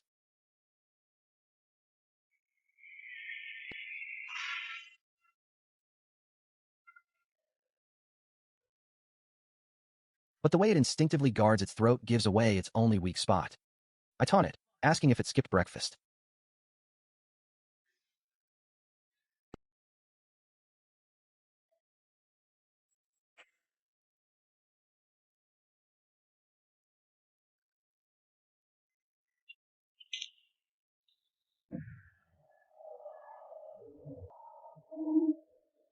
I know its weak attacks mean nothing. To an outsider, my strategy looks like a desperate gamble. But to me, it's just a premeditated plan I've been setting up all along. I think about the life and death fights I've survived over the past 6 months. Every one of them etched the lesson of defeating the strong into my bones. I hear someone call out, "Good work, Lieutenant Lu." I wonder if they're here to help or just watch the show. The beast roars, and I know the real fight is about to begin. I steady my breathing and focus my energy. The arena around me fades into a blur. I know my next move has to be perfect, or this ends with me as the loser. I smile, because that's exactly the kind of pressure I thrive on. The audience holds their breath, waiting for my next strike. I can feel the weight of their expectations on my shoulders. But I've been carrying that weight my whole life. This is no different. I tighten my grip and prepare to launch.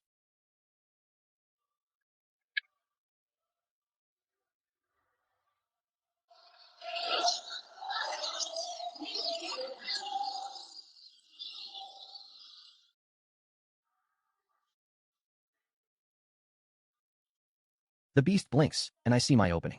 In that split second, I move.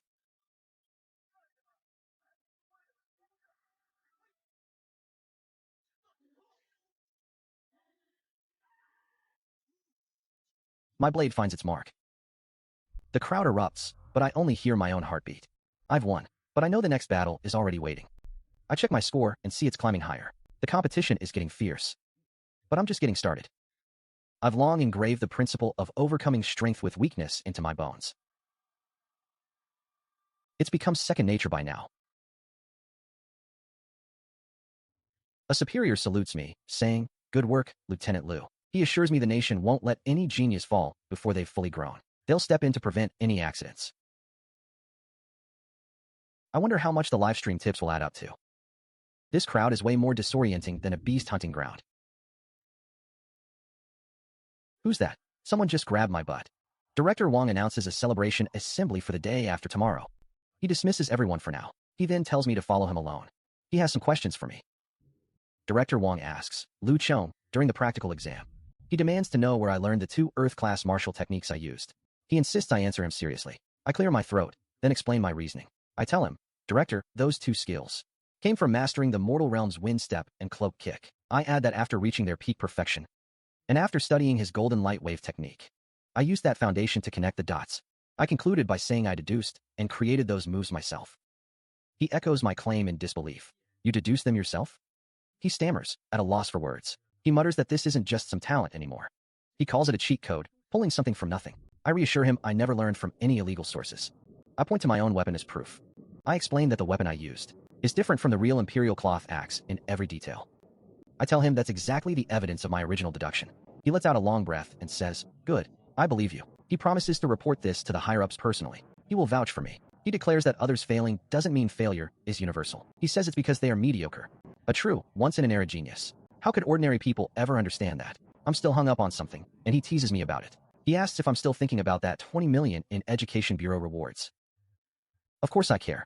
That's a huge number. He then asks if I even know how much tip money my college entrance exam livestream earned me. He drops the bombshell. 50 million? No, it's 500 million. 500 million. I can barely repeat the number. 500 million? We both burst into laughter at my shock. He confirms it, pointing to my personal stream room. The peak concurrent viewers exceeded 60 million. He declares me the national champion. #1 in the entire country. He mentions that the Zhao family has been handed over to a military tribunal. He slides over the transfer documents for that apartment of mine. He tells me to take it and remember one thing. No matter how far I go from now on, this place will always be my home.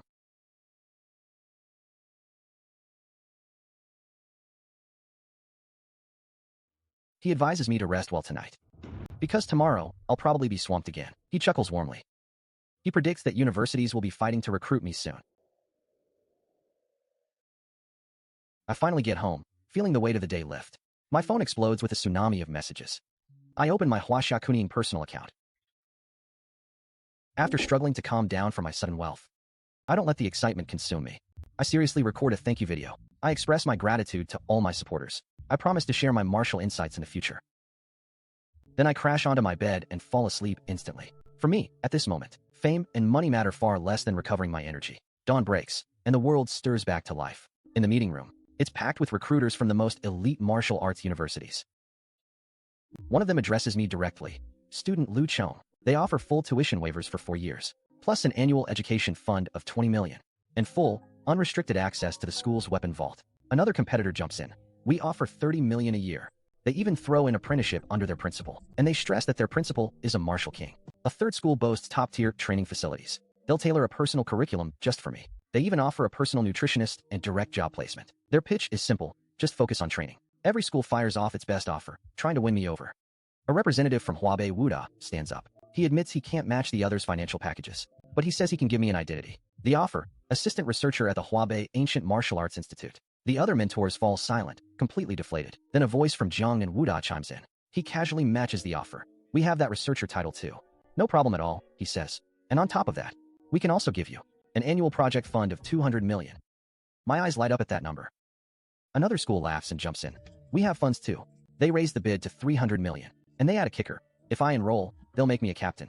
An 18-year-old captain. They emphasize how rare that is in history. The room falls into a dead silence. Every single person turns to look at me. They're all waiting for my final decision. Later, in the principal's office, someone comments, "Professor Lee, the kid finally chose your school." Professor Lee turns to me with a warm smile. He assures me, "Don't worry, the school won't let you down." We walk over and sit down together. I ask, "Professor Lee, there are 2 months until school starts. I want to get a head start on a few required martial arts. I wonder if I can access the curriculum in advance." He waves his hand dismissively. "No problem. Forget a few. Even dozens would be fine." He immediately orders someone to bring the school's complete martial arts manual. It's a huge collection for me to study. Suddenly, the door swings open. The old military officer from before walks in, wearing a smile. He looks at me with deep, knowing eyes. He says, "Student Lu Chong, don't be nervous." He tells me he knew all along I wouldn't pick a military academy. He reveals the real reason for his visit. He says that even if I don't enroll with them, at Zhongyuan Zhenwu University, my military rank can still be promoted. My eyes narrow, my pupils constricting in surprise. When every branch of power targets one person, the choice becomes a high-stakes gamble on the future. He explains that the military values me highly. Not joining the army is fine, he says. There will be plenty of other chances to serve the country. He addresses me one last time. "Student Lu Chong. School starts in September. See you in Modu." Then Director Wang's warning echoes in my mind. He told me to remember that in high school, the school minimizes the danger. There are no student deaths, but in university, he warned me not to think being the national champion makes me invincible. Every year, 14 and 15-year-old prodigies are scouted ahead of time. Some are even born with special abilities. I've only just left the starting line. My future unfolds, a mix of huge opportunities and crushing challenges. Director Wang's advice makes me realize just how heavy the responsibility is. The principal's warning is spot on. These 2 months before enrollment have to be full-throttle training. Brother Zhong bursts in, grinning ear to ear. "Surprise, Brother Chong."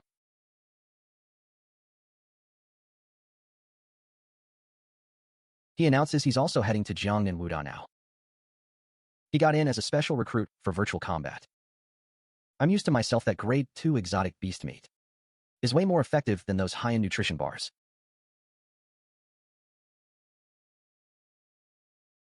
It's time to trade in my rusty gear for serious hardware.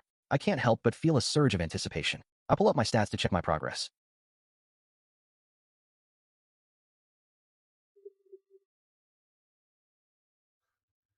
A second later, my expression shifts completely, when my strongest trump card and a true genius both arrive. Starting today,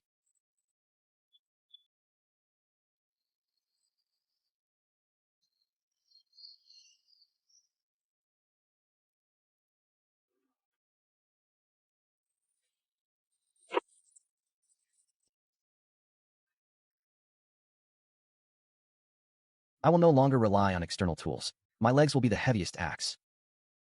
My palms, the sharpest blade. I will forge myself into a true human weapon. The only shame is that the dragon capture art is way too slow to train. I have to actively cultivate it just to keep up with my progress. And I'm still seriously lacking in real combat experience. So during the summer break, I spend my time sparring and trading techniques with veteran fighters. I finish my training plan, mission accomplished. A veteran says, "Kid, you're the best part-time summer worker I've ever seen. I made tens of millions in one summer. And earned myself a captain's rank on top of it. Now, I'm on a plane heading to Modu."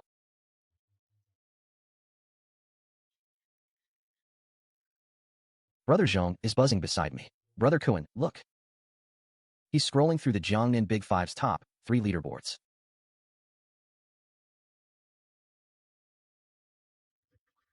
The beauty rankings, the top 100 power rankings, and the credit rankings. He points to one name, a third-year female senior, gorgeous and ranked 10th on the power list. A 20-year-old 3-segment martial master. She even killed a 3-segment, 8-level flood dragon. I size up my own strength against the top powerhouses. I might be able to match Yang Xiaobao, but I'm still far behind the ones ahead of him. I look out the window and whisper to myself, "Modu, here I come." Chen Yufei, Lu Qingqing, and I finally arrive at Jiangnan Wuda. Senior Li Euro warmly greets us and offers to show us around. She explains that the school has a standing population of over 60,000 students and staff, and they also cooperate with the garrison to defend the Yangtze River estuary. I overhear a whisper, "Wow, isn't that Lu Chao, the top scorer this year?"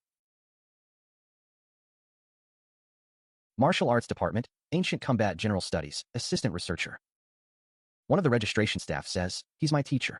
I step up and say, "Please, I need to register." The clerk nods. "Right away. I'll handle it for you."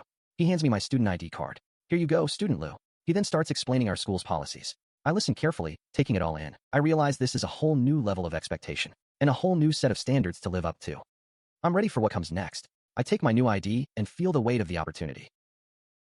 This is the beginning of the real challenge. I notice that normally only students on the top 100 rankings get this kind of treatment, and a very few elite students from the encouragement specialty. That's the only way you'd score a standalone villa as a dorm. A standalone villa for a dorm. Talk about luxury. He exclaims that my treatment is way too exaggerated. But he warns me not to let my guard down either. If my credits don't meet the standard by the end of the semester, he says, the school will reclaim this rare dormitory.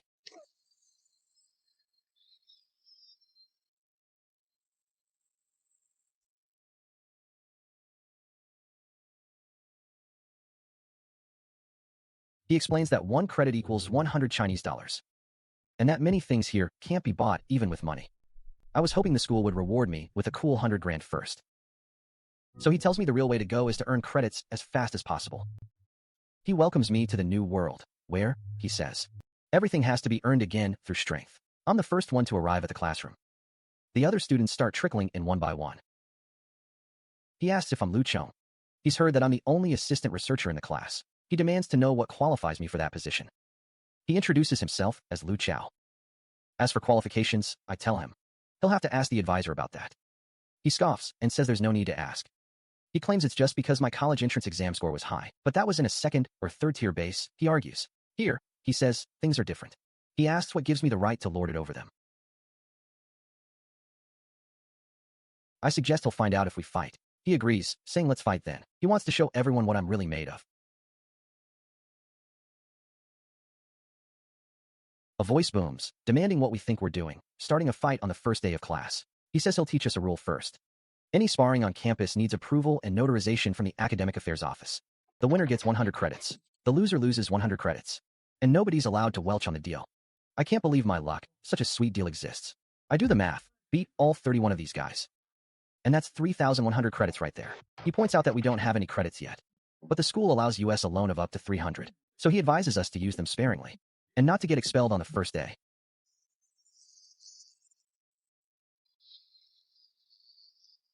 He declares that a martial artist should always strive. There's nothing wrong with that mindset, he says. Now he gives us permission to go outside and spar. Whoever can stand till the end will be the chief of our specialty for this term, which also means they'll be the class monitor. And the class monitor gets an extra 10,000 credits per semester. I'm dead set on claiming that 10,000 credits. He announces that our first lesson begins now.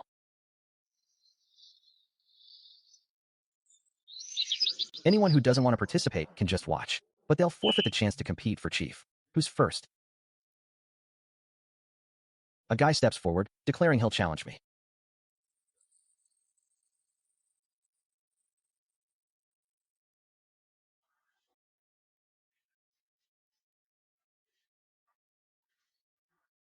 He taunts me, asking if all I can do is dodge.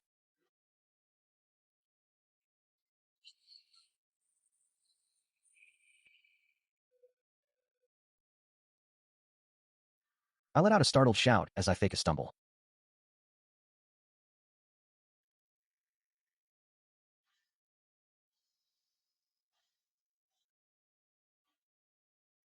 I compliment him, saying he's so strong. He mutters that he was too careless. I think to myself how decent his acting is, pretending to go easy on me. I admit it's not bad at all. I consider these hints I've been given. But I have one teacher who is loyal unto death. A teacher who never wavers. I announce that I've recovered enough. I want to challenge this classmate, Jiang Tao.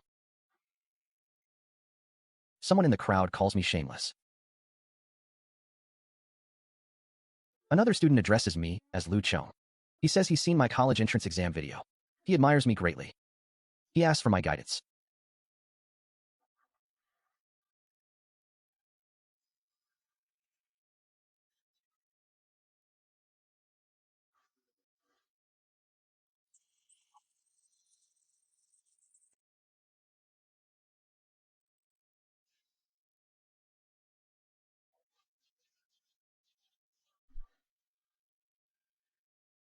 He thanks me for going easy on him. I ask the teacher if I can rest for another half hour. I claim my energy consumption was too high. He snaps back that it's 15 minutes, no more nonsense. Or I can continue right now, he threatens. I figure if I'm going to act, I'd better go all the way. Anyway, no matter what, I'll drag it out until the credits are mine. My gaze sweeps across the crowd and stops on someone. I mentally say okay and brace myself. Someone mutters that it feels like I'm getting stronger with every fight. But somehow I always barely win. They suspect this precise score, no, power, control. Could it be that I've been hiding my true strength all along? By now, my only opponent left on the field is Chunhao. I hope he doesn't disappoint me. The teacher notes that Chunhao has Earth-grade mid-tier Vajra body technique, and it's at the perfect mastery state, giving him innate divine strength. He thinks the academy has struck gold this time. But if that's the case, he worries that I might be in danger. I activate my Earth-grade mid-tier skill, the Golden Bell Shield, and clash head-on with Chunhao's Vajra body.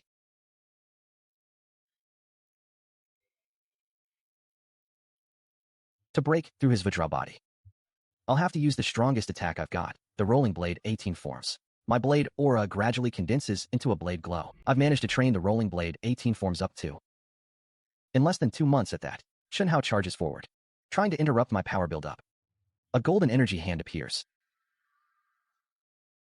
That's the perfected Azure Dragon Claw at the mastery level.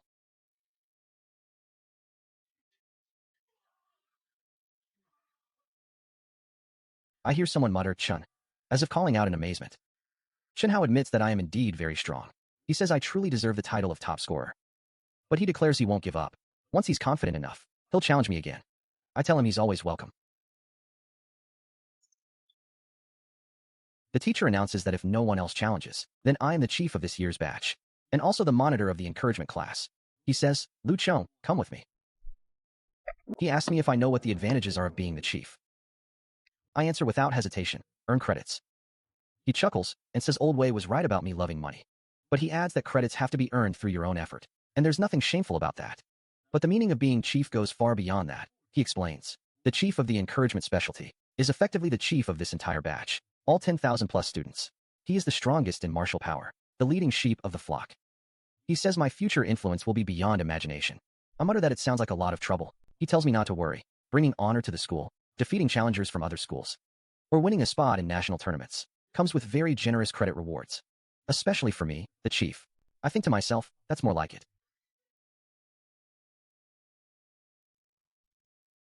He tells me that this research center is built on top of this ancient ruin. Our school's source energy chamber was developed from the feng shui array here. Many of our modern high-grade cold weapons have drawn from the forging techniques of ancient weapons. He says there's a lot about ancient wisdom that we can't match. But most importantly, it's the martial arts heritage. We compiled the chi absorption technique from ancient martial arts manuals and extracted various combat skills from them. That's how humans were able to evolve alongside the mutant beasts during the catastrophe. The depth of research into encouragement determines the speed of our entire species' evolution.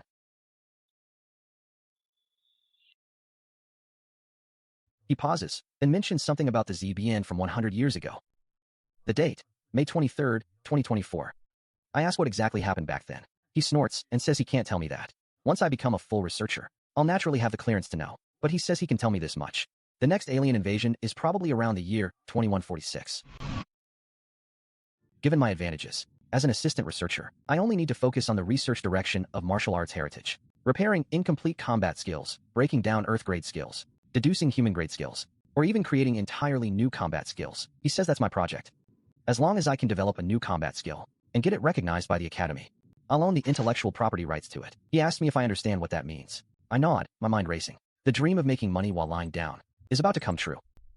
He adds that the campus martial arts library is open to me for free, but if I have no results within a year, all those benefits will be taken back. I assure the teacher not to worry. I declare that contributing to the country and the school is my bounden duty. Behind the wide-open doors of the martial arts library, I see a resource feast in my mind's eye. I've never been this spoiled in my life, but this is also the string that's about to snap in the drama.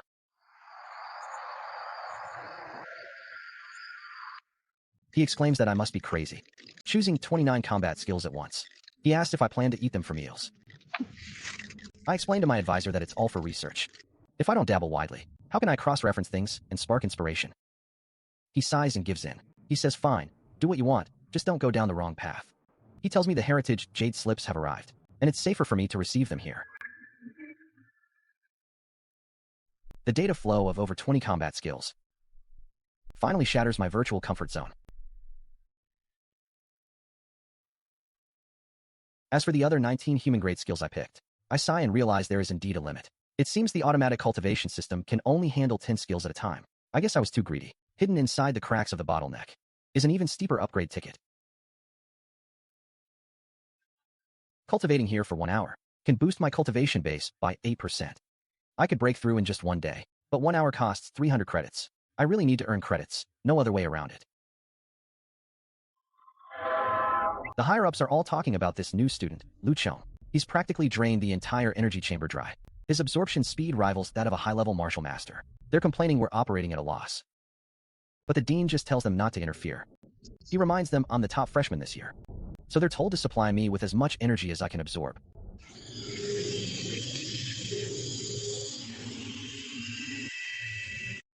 For the entire month that follows, I keep learning new techniques nonstop. I spar with classmates to earn credits. Every single credit goes straight into training. I practically live in the cultivation chamber day and night. My strength skyrockets.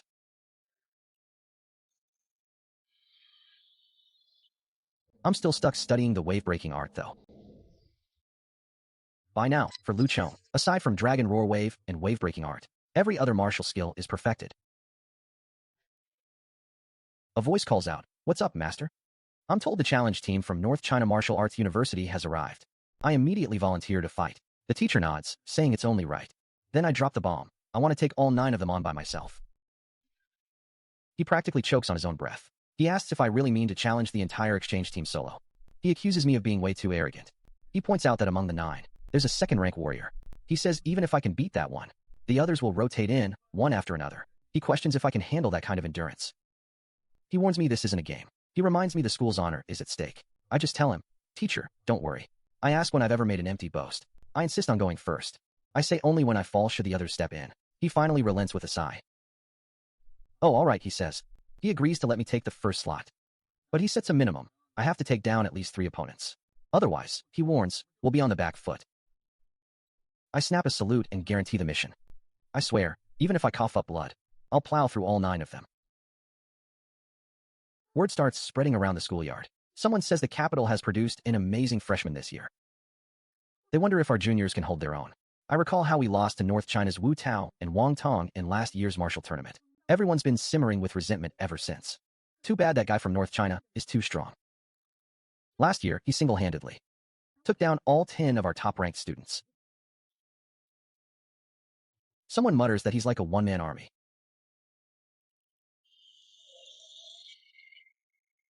Panic sets in. It's over, it's over. They say Zhao Yuntian once solo killed a level 3, rank 6 mutant beast. They despair. How can we possibly fight that? But I grit my teeth and believe in Lu Chong, damn it. Someone grumbles that the old foxes at Huawei played dirty with a surprise attack.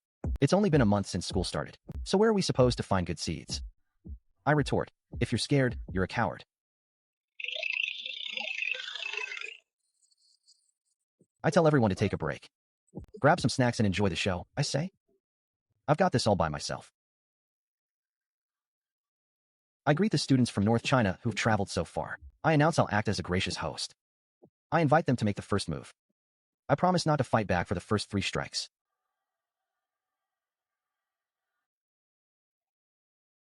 Someone from their team mutters, artful.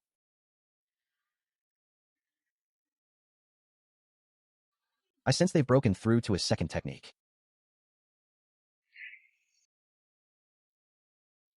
It's Whirlwind Slash. My opponent raises his axe and taunts back. Who's afraid of who, he growls. Someone shouts, surely. Get up there. I smirk. I only promised 3 moves without retaliation. I never said I'd stand still like a training dummy. After 3 strikes pass, I declare the fight begins. On the 4th move, Zhao Yuntian's eyes sharpen. He realizes this is the real battle. He scoffs, who said he'd give me a fair one-on-one. He orders me to step down and rest. Then he calls Tian Feng to take over. He instructs Tian Feng not to rush for a win. Just wear me down, he says, confident. Tian Feng vows to at least force out my full strength. Someone from North China Martial University chimes in. Qin Feng yells at me to drop my petty tricks. He insists he doesn't need me to throw the fight. A powerful foe steps into the ring. My fighting spirit burns hotter. A single taunt is exchanged. The spark of confrontation ignites. I mentally yell, yes. He fuses multiple martial skills, hiding a killing strike. The frontline opponent is caught off guard. Misty Cloud Step and Dragon Capturing Art. Every one of them is perfected, including overlapping wave palm. I think back to those techniques. I've only been teaching him for a month. Silence falls over the arena. The power of 52 segments bears down. Armor of pure energy forms around his body. A cross slice rips through the air. The battle begins.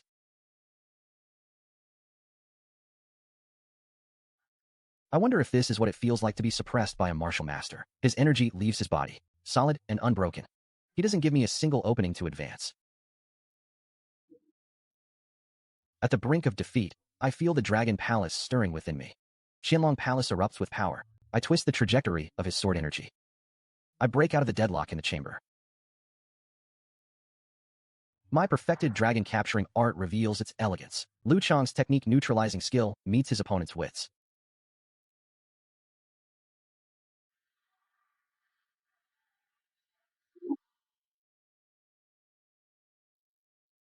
A voice from the stands shouts, "Stop here.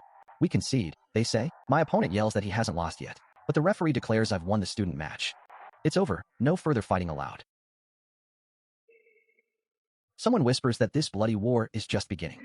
I don't let a shred of vigilance leave my eyes. I taunt them, "Is your confidence already gone?" I say when a comrade falls, the rest should step up to avenge the shame.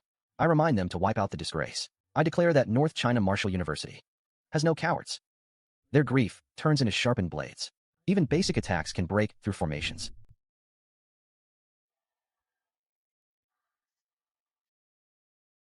At my absolute limit, Lu Chong erupts with astonishing stamina. I grit my teeth and chew through this tough bone. Old Su tells us to save them some face. He points out that they won last year and didn't rub it in our faces. He calls it just returning the favor. Brother Zhou agrees with the logic, but he worries I'm too hyped up from fighting now. He thinks I might not want to stop. When the reason for battle goes beyond winning or losing, willpower becomes the final weapon. The sixth round ends here. The hero returns, Lu Chong. Someone finally shouts, "That's enough. We're competitors," he says, "not enemies. We have to leave some leeway for North China." I cut in, asking Vice Principal Zhou to handle my credit reward.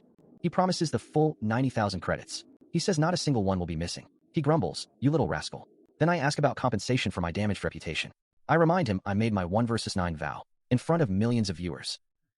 "Spit it out, kid," he says. "What do you want? The school has rewards. Shouldn't our college show some goodwill too?" I ask.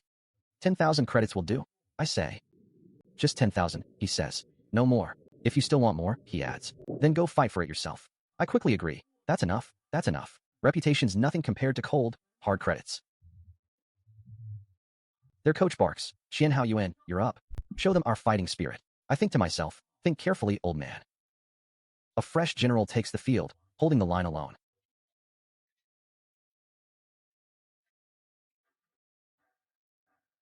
My opponent admits he underestimated me before. He vows we'll fight again at the National College Martial Tournament. Next time, I won't lose, he swears. I meet his gaze and agree, same here.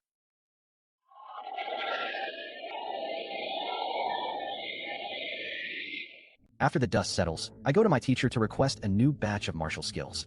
He asks how my training is going on that incomplete wave-breaking art from last time. I tell him I'm still working on it, but I've already made major progress.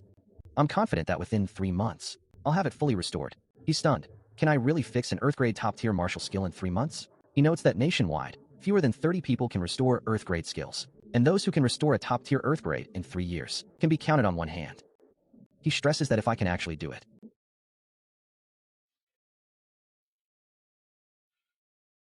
and if I can then restore a heaven-grade skill. He tells me this must stay top secret. From today onward, all martial skills in the armory are open to me. He'll even deliver them directly to my dorm. He warns me, if I succeed, I'll truly be a pillar of the nation. I remind myself, sharpening the axe won't delay the chopping. The stronger my foundation, the higher the starting point for forging my inner world. I decide to wait until I break through 50th rank before picking the right killer technique. 100,000 credits are riding on this one move. I use the chi absorption art to crush the city tower. I'm about to break through a major barrier. The chi absorption art evolves yet again. Efficiency and potential both double in an instant. I'm overloading the system. He's about to break through, someone gasps. The third level energy chamber can't hold out much longer. I'm requesting instructions. They order me to immediately route the energy supply from the fourth level chamber. They can't let anything delay my breakthrough. I ask if the energy supply isn't enough. Someone mutters that I'm not like normal students. He worries I try to scam the school for freebies. He thinks I didn't even prepare nutrients. I call him an idiot under my breath. I grin. The school seriously came through. This alone saved me at least 10 million in nutrient costs. Perfect. They note the purity of my energy. It's already on par with high-level martial artists. Someone declares that Jiangnan University really struck gold with me. I wonder what's going on. The energy concentration drops. My cultivation speed slows down. I call out, Teacher Zhang.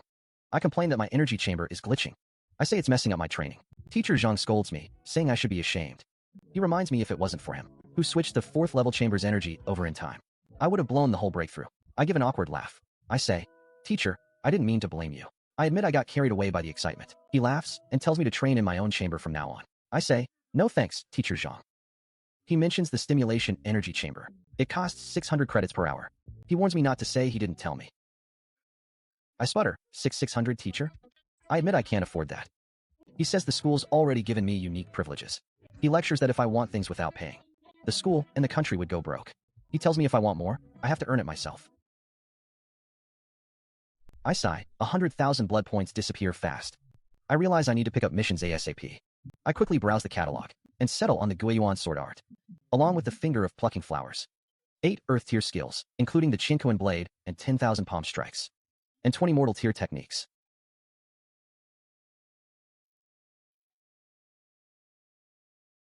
A 100,000 credits vanish just like that. I need to form a team fast. First, missions, then money.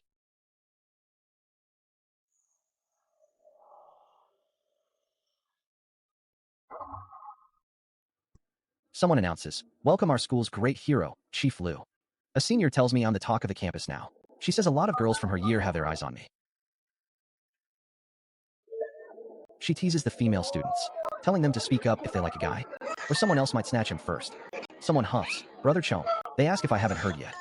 They say our Ching is now the official flower of the biological mutation department. Lu Chong, don't listen to him. She insists it's not true. I mutter, hey, Brother Long. I tell myself I'm staring like an idiot. I chant the ice heart mantra in my head. Women only slow down my blade drawing speed. The dinner ends. I walk Lu Ching back. We're both silent the whole way. The atmosphere gets awkward.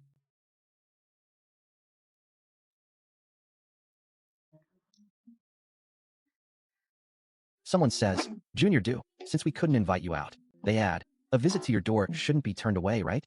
I wonder why they invited him. The senior says, Junior, don't be nervous. She admits she's here to invite me. She says frankly, she's after my potential. She urges me to join them. She promises that in time, I'll become a core member of the team. She adds that their team has massive resources from a scholarly family, not something ordinary teams can compare to. I say I admire their team, but I still want to form my own. I explain that at least in my team, I can call the shots. She scoffs. You want to be captain? She says it's good to have ambition. But I need to break past level 50 first. I protest, senior, but I'm all ready. She interrupts, asking when I broke through. She laughs in disbelief, an 18-year-old second-stage martial artist. She says, Junior, I'm even more interested now. She repeats the offer to join, promising to make me a core member right away, with priority on battle merit distribution. I say that privilege was just a couple days ago. I claim it was pure luck. I put down my hand and say, Senior, my mind's made up. She sighs and agrees. But she warns me that new teams face huge challenges in the wild. Not just school rivals, but ruthless wilderness hunters. She says the Jinghong team's door is always open for me. She adds with a wink, and if you miss me. She says I can ask me out privately too. I announce I want to form a long-term team. We'll do missions, head into the wild, and earn blood points together. I ask, are you all in? They shout, of course. One says he's been thinking the same. Another worries about holding me back. They say they'll follow the class president. But one hesitates and admits he's already planning to join his cousin's sophomore team. I shrug. Different folks, different strokes. Someone sneers at a bunch of rookies starting their own team. He mocks that without a single warrior, they might not even come back alive. A teammate points out we don't have a martial artist yet. He asks if we're preparing too early. I grin and say I almost forgot to tell them. I broke past level 50 just 2 days ago. They exclaim, "No way, Brother Chong, you're insane." One laughs, saying Zhang Xiong will regret his decision. I announce it's settled then. We prepare at dawn tomorrow for the wild. I remind everyone to follow orders. Work will be divided by contribution. And safety is the top priority. They all acknowledge, "Yes, Captain." An official barks that we're all rookies this year. He yells at someone to stop laughing. He threatens to disqualify anyone disrupting order. He says he must verify our personal info. Without a level 50 leader, we can't pass. I greet him, "Sir." He lets out a surprised grunt. He reads my file. Over 300,000 accumulated military merits. A second-stage martial artist. And an assistant researcher at the Ancient Martial Arts Institute. He mutters, "What kind of monster is this?" He calls it genius and finishes the paperwork. An assistant reports that 10 teams are needed to open the fortress. The noisy fortress hall is packed with students about to enter the wild. Team 87 boasts they'll take the monthly leaderboard top spot. Someone laughs and mocks the loudmouths. He realizes it's just freshmen from Jiangnan University. He says ambition is fine, but the wild isn't a place for fantasies. He offers to leave contact info. In case we need backup, I decline, thanking the senior. I lead Team 87 into the real wild. We're about to face new dangers and challenges. I order 2 of them to collect precious materials from the beast. Someone protests, "Brother Chong, is that necessary?" I add the other 3 to the task too.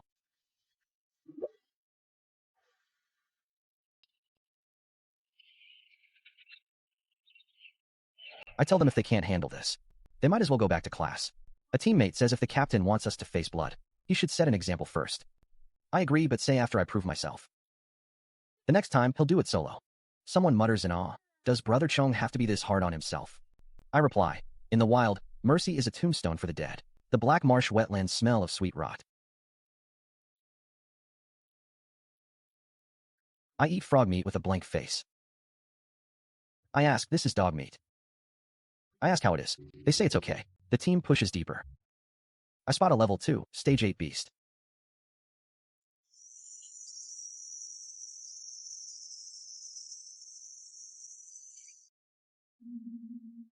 I assign it to Jiang Tao.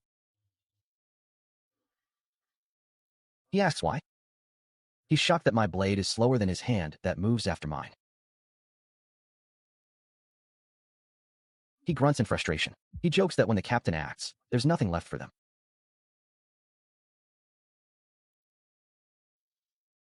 He admits he couldn't even see through the beast's camouflage. He says the gap between us is total. Under my lead, the team bags 12 level 2 beasts.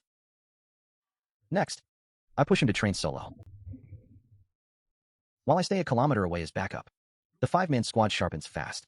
Our battle record skyrockets every day. We reach 210,000 battle points. They congratulate us on making the monthly top 100. Someone exclaims in shock at the rookie team's strength. They can't believe we made the list in just half a month. They note this is a national leaderboard. Unbelievable. Team 87 becomes an overnight sensation. Everyone reacts differently. I wonder what if I hadn't refused Lu Chong back then. The scene shifts to Jiangnan University's Yanzi. I feel a pang of regret. I realize that decision changed everything. Our junior student has made the rankings with a group of dancers. I let out a laugh at that. Someone teased that it's a shame he's not interested in me. I just sighed up.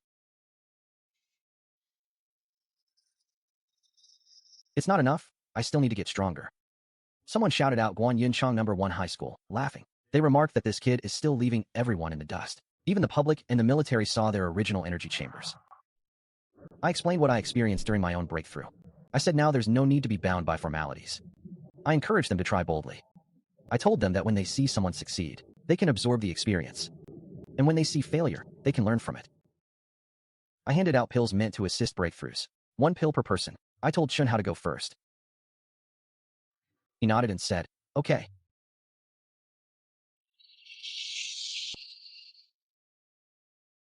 Someone addressed Professor Su. I suggested letting them all break through together. Someone questioned if that was too rash. They worried that if one person fails, it could affect the others. Professor Su said it's fine, breaking through bottlenecks varies from person to person. He said there's no need to stick to a single method. He called this a bold experiment. He instructed me to carefully perceive the changes in his chi and blood.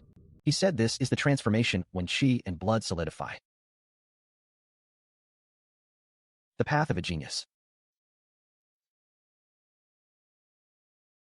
Watching Chunhao's transformation, the other two also began to feel frustrated.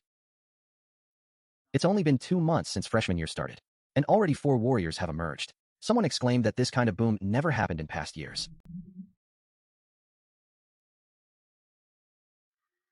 They might be starting from Jiang and martial arts, but my goal is the stars and the sea. Today is the first of the month. A new month. I said we're aiming for the top 10 on the monthly rankings. Top 10 means the school rewards each of us with 200,000 credits. I grinned and muttered, hell yeah, let's go for it. Seeing Lu Chong and the others showing off their skills, the bitterness in my heart only grew. I realized that growth is about being with like-minded people, stumbling together, turning dreams into reality together.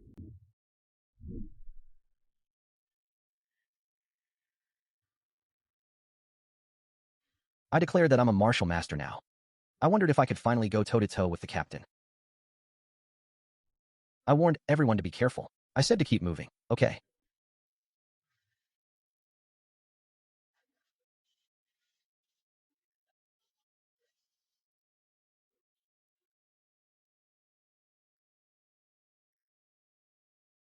I felt myself getting stronger.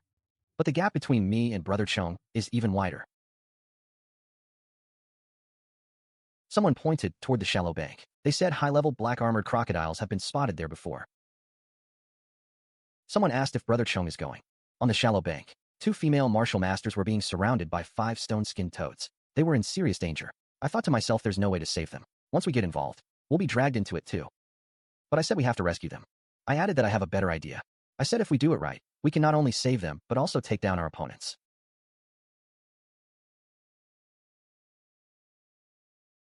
Lu Tao was blocked by the 2 female martial masters.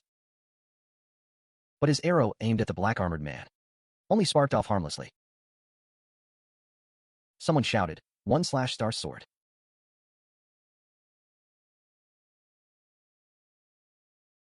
I told Qianhe and Chun Zishu to go first. I said to prepare to retreat. I yelled, go.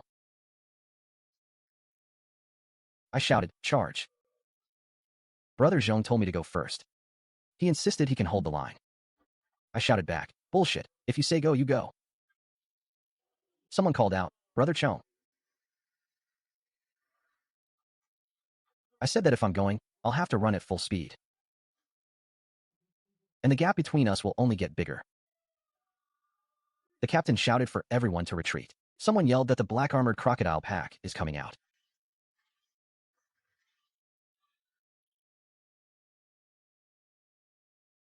Someone said, Brother Chong is awesome. We're rich, I thought. The 2 women thanked us for saving them. But they said according to wilderness rules, whoever finds the prey first owns it. They claimed all the beast corpses belonged to them. I cursed. Damn, do you have no shame? They saved you, but you still want to steal our stuff. I sighed tch. They argued that they have to fight for the prey they lured out. They claimed to have video evidence. One of them laughed and said it's simple. Destroy the recording, and there's no evidence. I realized their rescue was the bait, and stealing the prey was the hook. This crew had already planned to silence us. Brother Zhong reported that the signal is jammed and ordered everyone to regroup. One of them complimented me for reacting quickly. They casually informed us that even if we hadn't come, those women wouldn't have died. They said, hand over your spoils and we'll let you leave. I thought, they've already gone too far. And they expect us to just give up? I shot back, do you think we're 3-year-olds?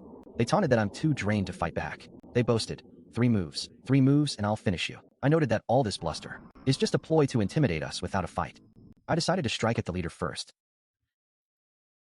I changed my stance and focused.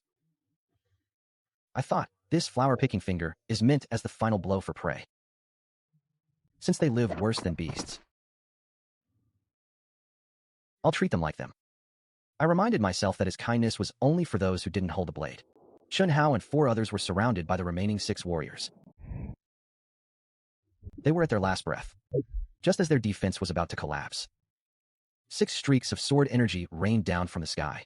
Someone screamed that the boss was killed. They couldn't believe it. I took advantage of the enemy's shock and quickly swallowed a nutrient bar. Someone yelled not to go easy, just attack. I shouted, kill. I activated the Golden Bell shield to tank the hits, while simultaneously unleashing the Demon's Sword technique. I seized that fleeting moment, my figure blurring, closing in with a residual image. One enemy muttered, "Is this kid even human?" They couldn't understand how. All 4 of them were at perfect stage as the massacre ended. I knew another victory might follow. I coldly warned, "If you run again, you'll be next." I shouted for the villains to surrender. The military arrived, confirming the results. An officer addressed me as Captain Lu Chong. He introduced himself as Wang Chongshan. He said we had made a great contribution. That group is an A-level fugitive gang, wilderness wanderers. Their bounty totals 100 million. He offered to convert it into 1,000,000 military merits, or 1,000,000 school credits. I chose credits. He laughed and said with my talent and killer instinct, I should consider transferring to military academy. He hinted that I could become a major general before 20. I thanked him for the compliment, but said I'm too free-spirited. I'd hate to disgrace the soldier's profession. He sighed and let it go, but he still warned me that there are many wilderness wanderers like them. He said the borders and coasts can't be fully sealed. I must always stay on guard. He noted that the peaceful time left for us to grow is probably running out. He urged me to get stronger fast.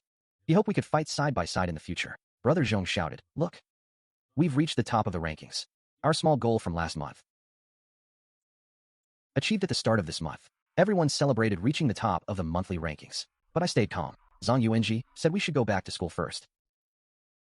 I reminded them that it's only the first day of the month. Holding the top spot, I knew the world is about to change drastically again. A second invasion from an alien civilization might be coming. Team 87's name resounded across the nation, but some were already regretting their choices. People wondered if they had raided a beast's lair. The students at Jiangnan University were buzzing with excitement. The heroes who slayed beasts in the wilderness also saw the news. I smiled faintly. After recording the results as the teacher instructed, my spirits lifted. I quietly left. Director Wang praised us for doing an excellent job.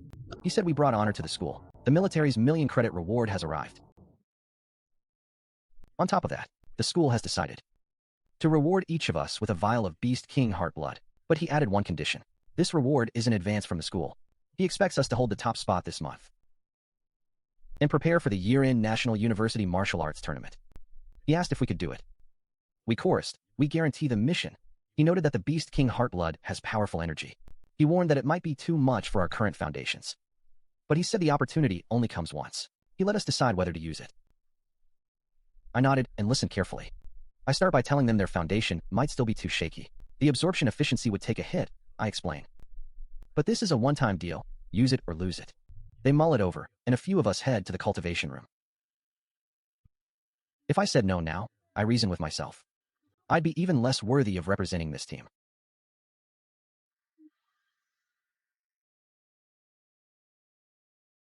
I feel the refusal pulsing through me.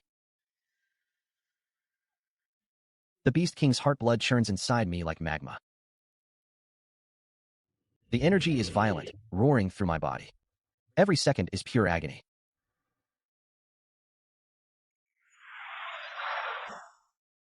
Someone shouts, "Hey, did you see that kid just broke through again? 55th tier now?" "That's not scientifically possible," they mutter.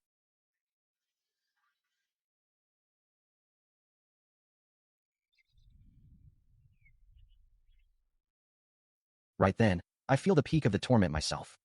My physical body feels like it's about to burst. My consciousness starts to blur. I can't fall asleep, I warns myself. If I do, I'll waste that 1,000,000 points worth of blood.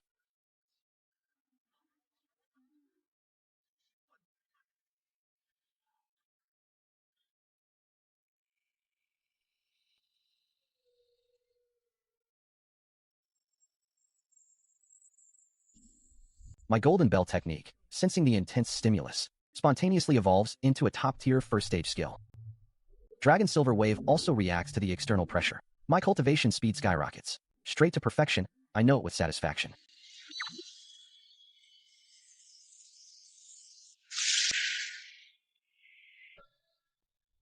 Someone pulls me aside and asks, "Tell me honestly, how strong are you now? Can you take on a martial grandmaster?" I shrug and admit I'm not entirely sure. I suggest, "Come on, before they wake up. Let's hit the virtual training tower and find out." I confess I'm dying of curiosity. The virtual space isn't great for real power boosts, but it's perfect for data collection and verifying my strength.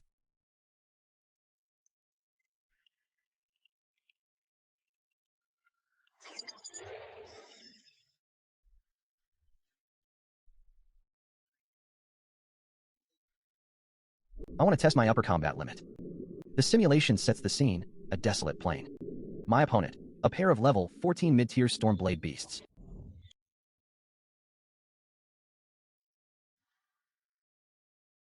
My eyes sharpen. The life-or-death battle against the Stormblades is about to explode. Honestly, I admit, I've never been able to fathom the bottom of my own potential. Someone laughs and says, "Huh? This year, the National Martial Arts Tournament will be held in the virtual wilderness. Perfect time to get him accustomed to it early," they remark. The virtual wilderness. I am locked in a fierce battle with the Stormblades. Every move is a life-or-death gamble. If I ever become numb to fake deaths, I'll turn into a killing machine that disregards all life. Whether virtual or real, I must hold reverence for life itself. I remember the principal's warning. In a real battle, you only have one life. I nod and say, "Principal, I understand."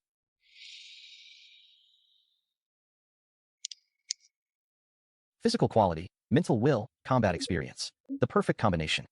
They mutter, "If this kid doesn't crash and burn, he's got the makings of a martial king."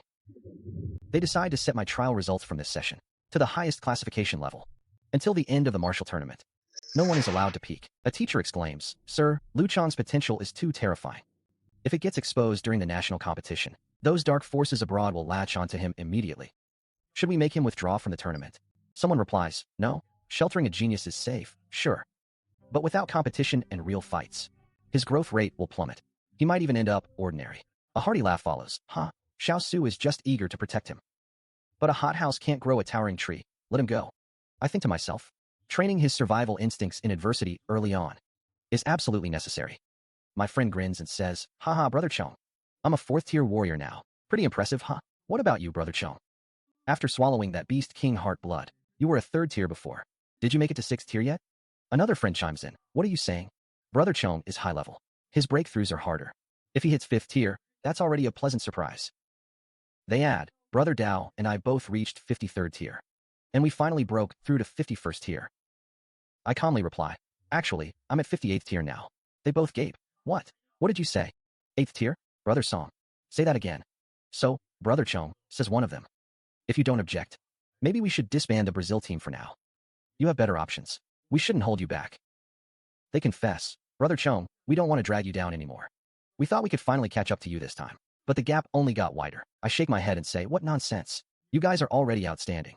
In my year, is there anyone more remarkable than you?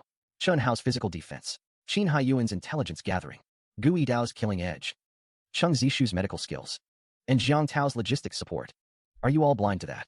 Our potential, our chemistry, and our trust are what matter most." I reassure them, "Don't worry. The team doesn't have to be chained together. Winning whether we're together or apart, that's the ideal state." Now I announce our next target. The lair of the black armor crocodiles. I call it the Big Dipper 7-star sword technique. Two brilliant, linked sword lights streak across a kilometer. They pierce the black armor crocodiles' heads with surgical precision. The beasts are blown back instantly. The military's transport convoy arrives. Director Wang himself leads the mountain of beast corpses. Even that seasoned army colonel is left speechless in shock. "That's not right," he stammers. "When I saw you last time, you were only 53rd tier. Even with the Beast King Heartblood. How did you jump straight to 58th tier?" In the wilderness zone, members of the alien Phantom Squad keep streaming in. Team 87's score climbs higher and higher.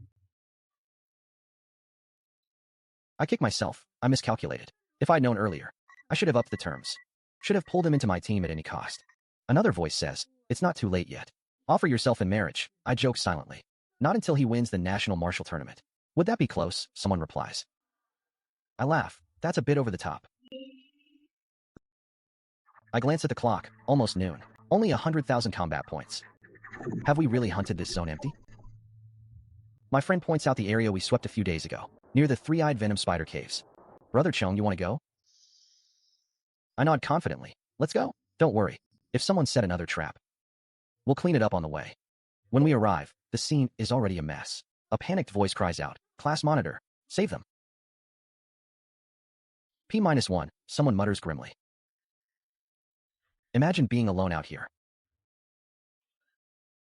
Don't even think about getting close, I growl. It's over. A survivor sobs. I'm sorry, I was too reckless. And I got you all killed. The wilderness zone. Is this place really one where people die? I wonder aloud. A cry for help. Lu Chong, save me. Someone bows and says, a great kindness cannot be repaid in words. From now on, if you ever need me, Zhongqian, or my Zhoming team, just say the word. We won't hesitate, they swear.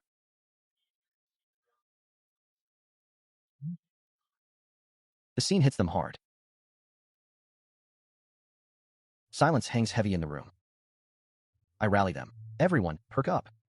The military has kept us well protected. Their yearly death toll far exceeds ours. What we can do now is grab every moment to grow stronger. I won't claim we can save the world, but at least we can protect those around us. In a level 4 secret cultivation room, I can only improve by 2% a night. That's too slow. Time waits for no one. I need to get a level 5 energy room, and fast, but building one costs 2,000 credits. Silver Sword 30, that's the skill credit I've been dreaming of. I've already saved enough for it. Running the numbers again, I realize I'm still flat broke. Goodbye, Silver Sword 30. The level 5 room is the priority. Once it's built, I can rent it out to the school's martial grandmasters. Someday, I'll get my investment back. At most another month, and I'll be fully recovered. When that happens, the assistant researcher will have to go.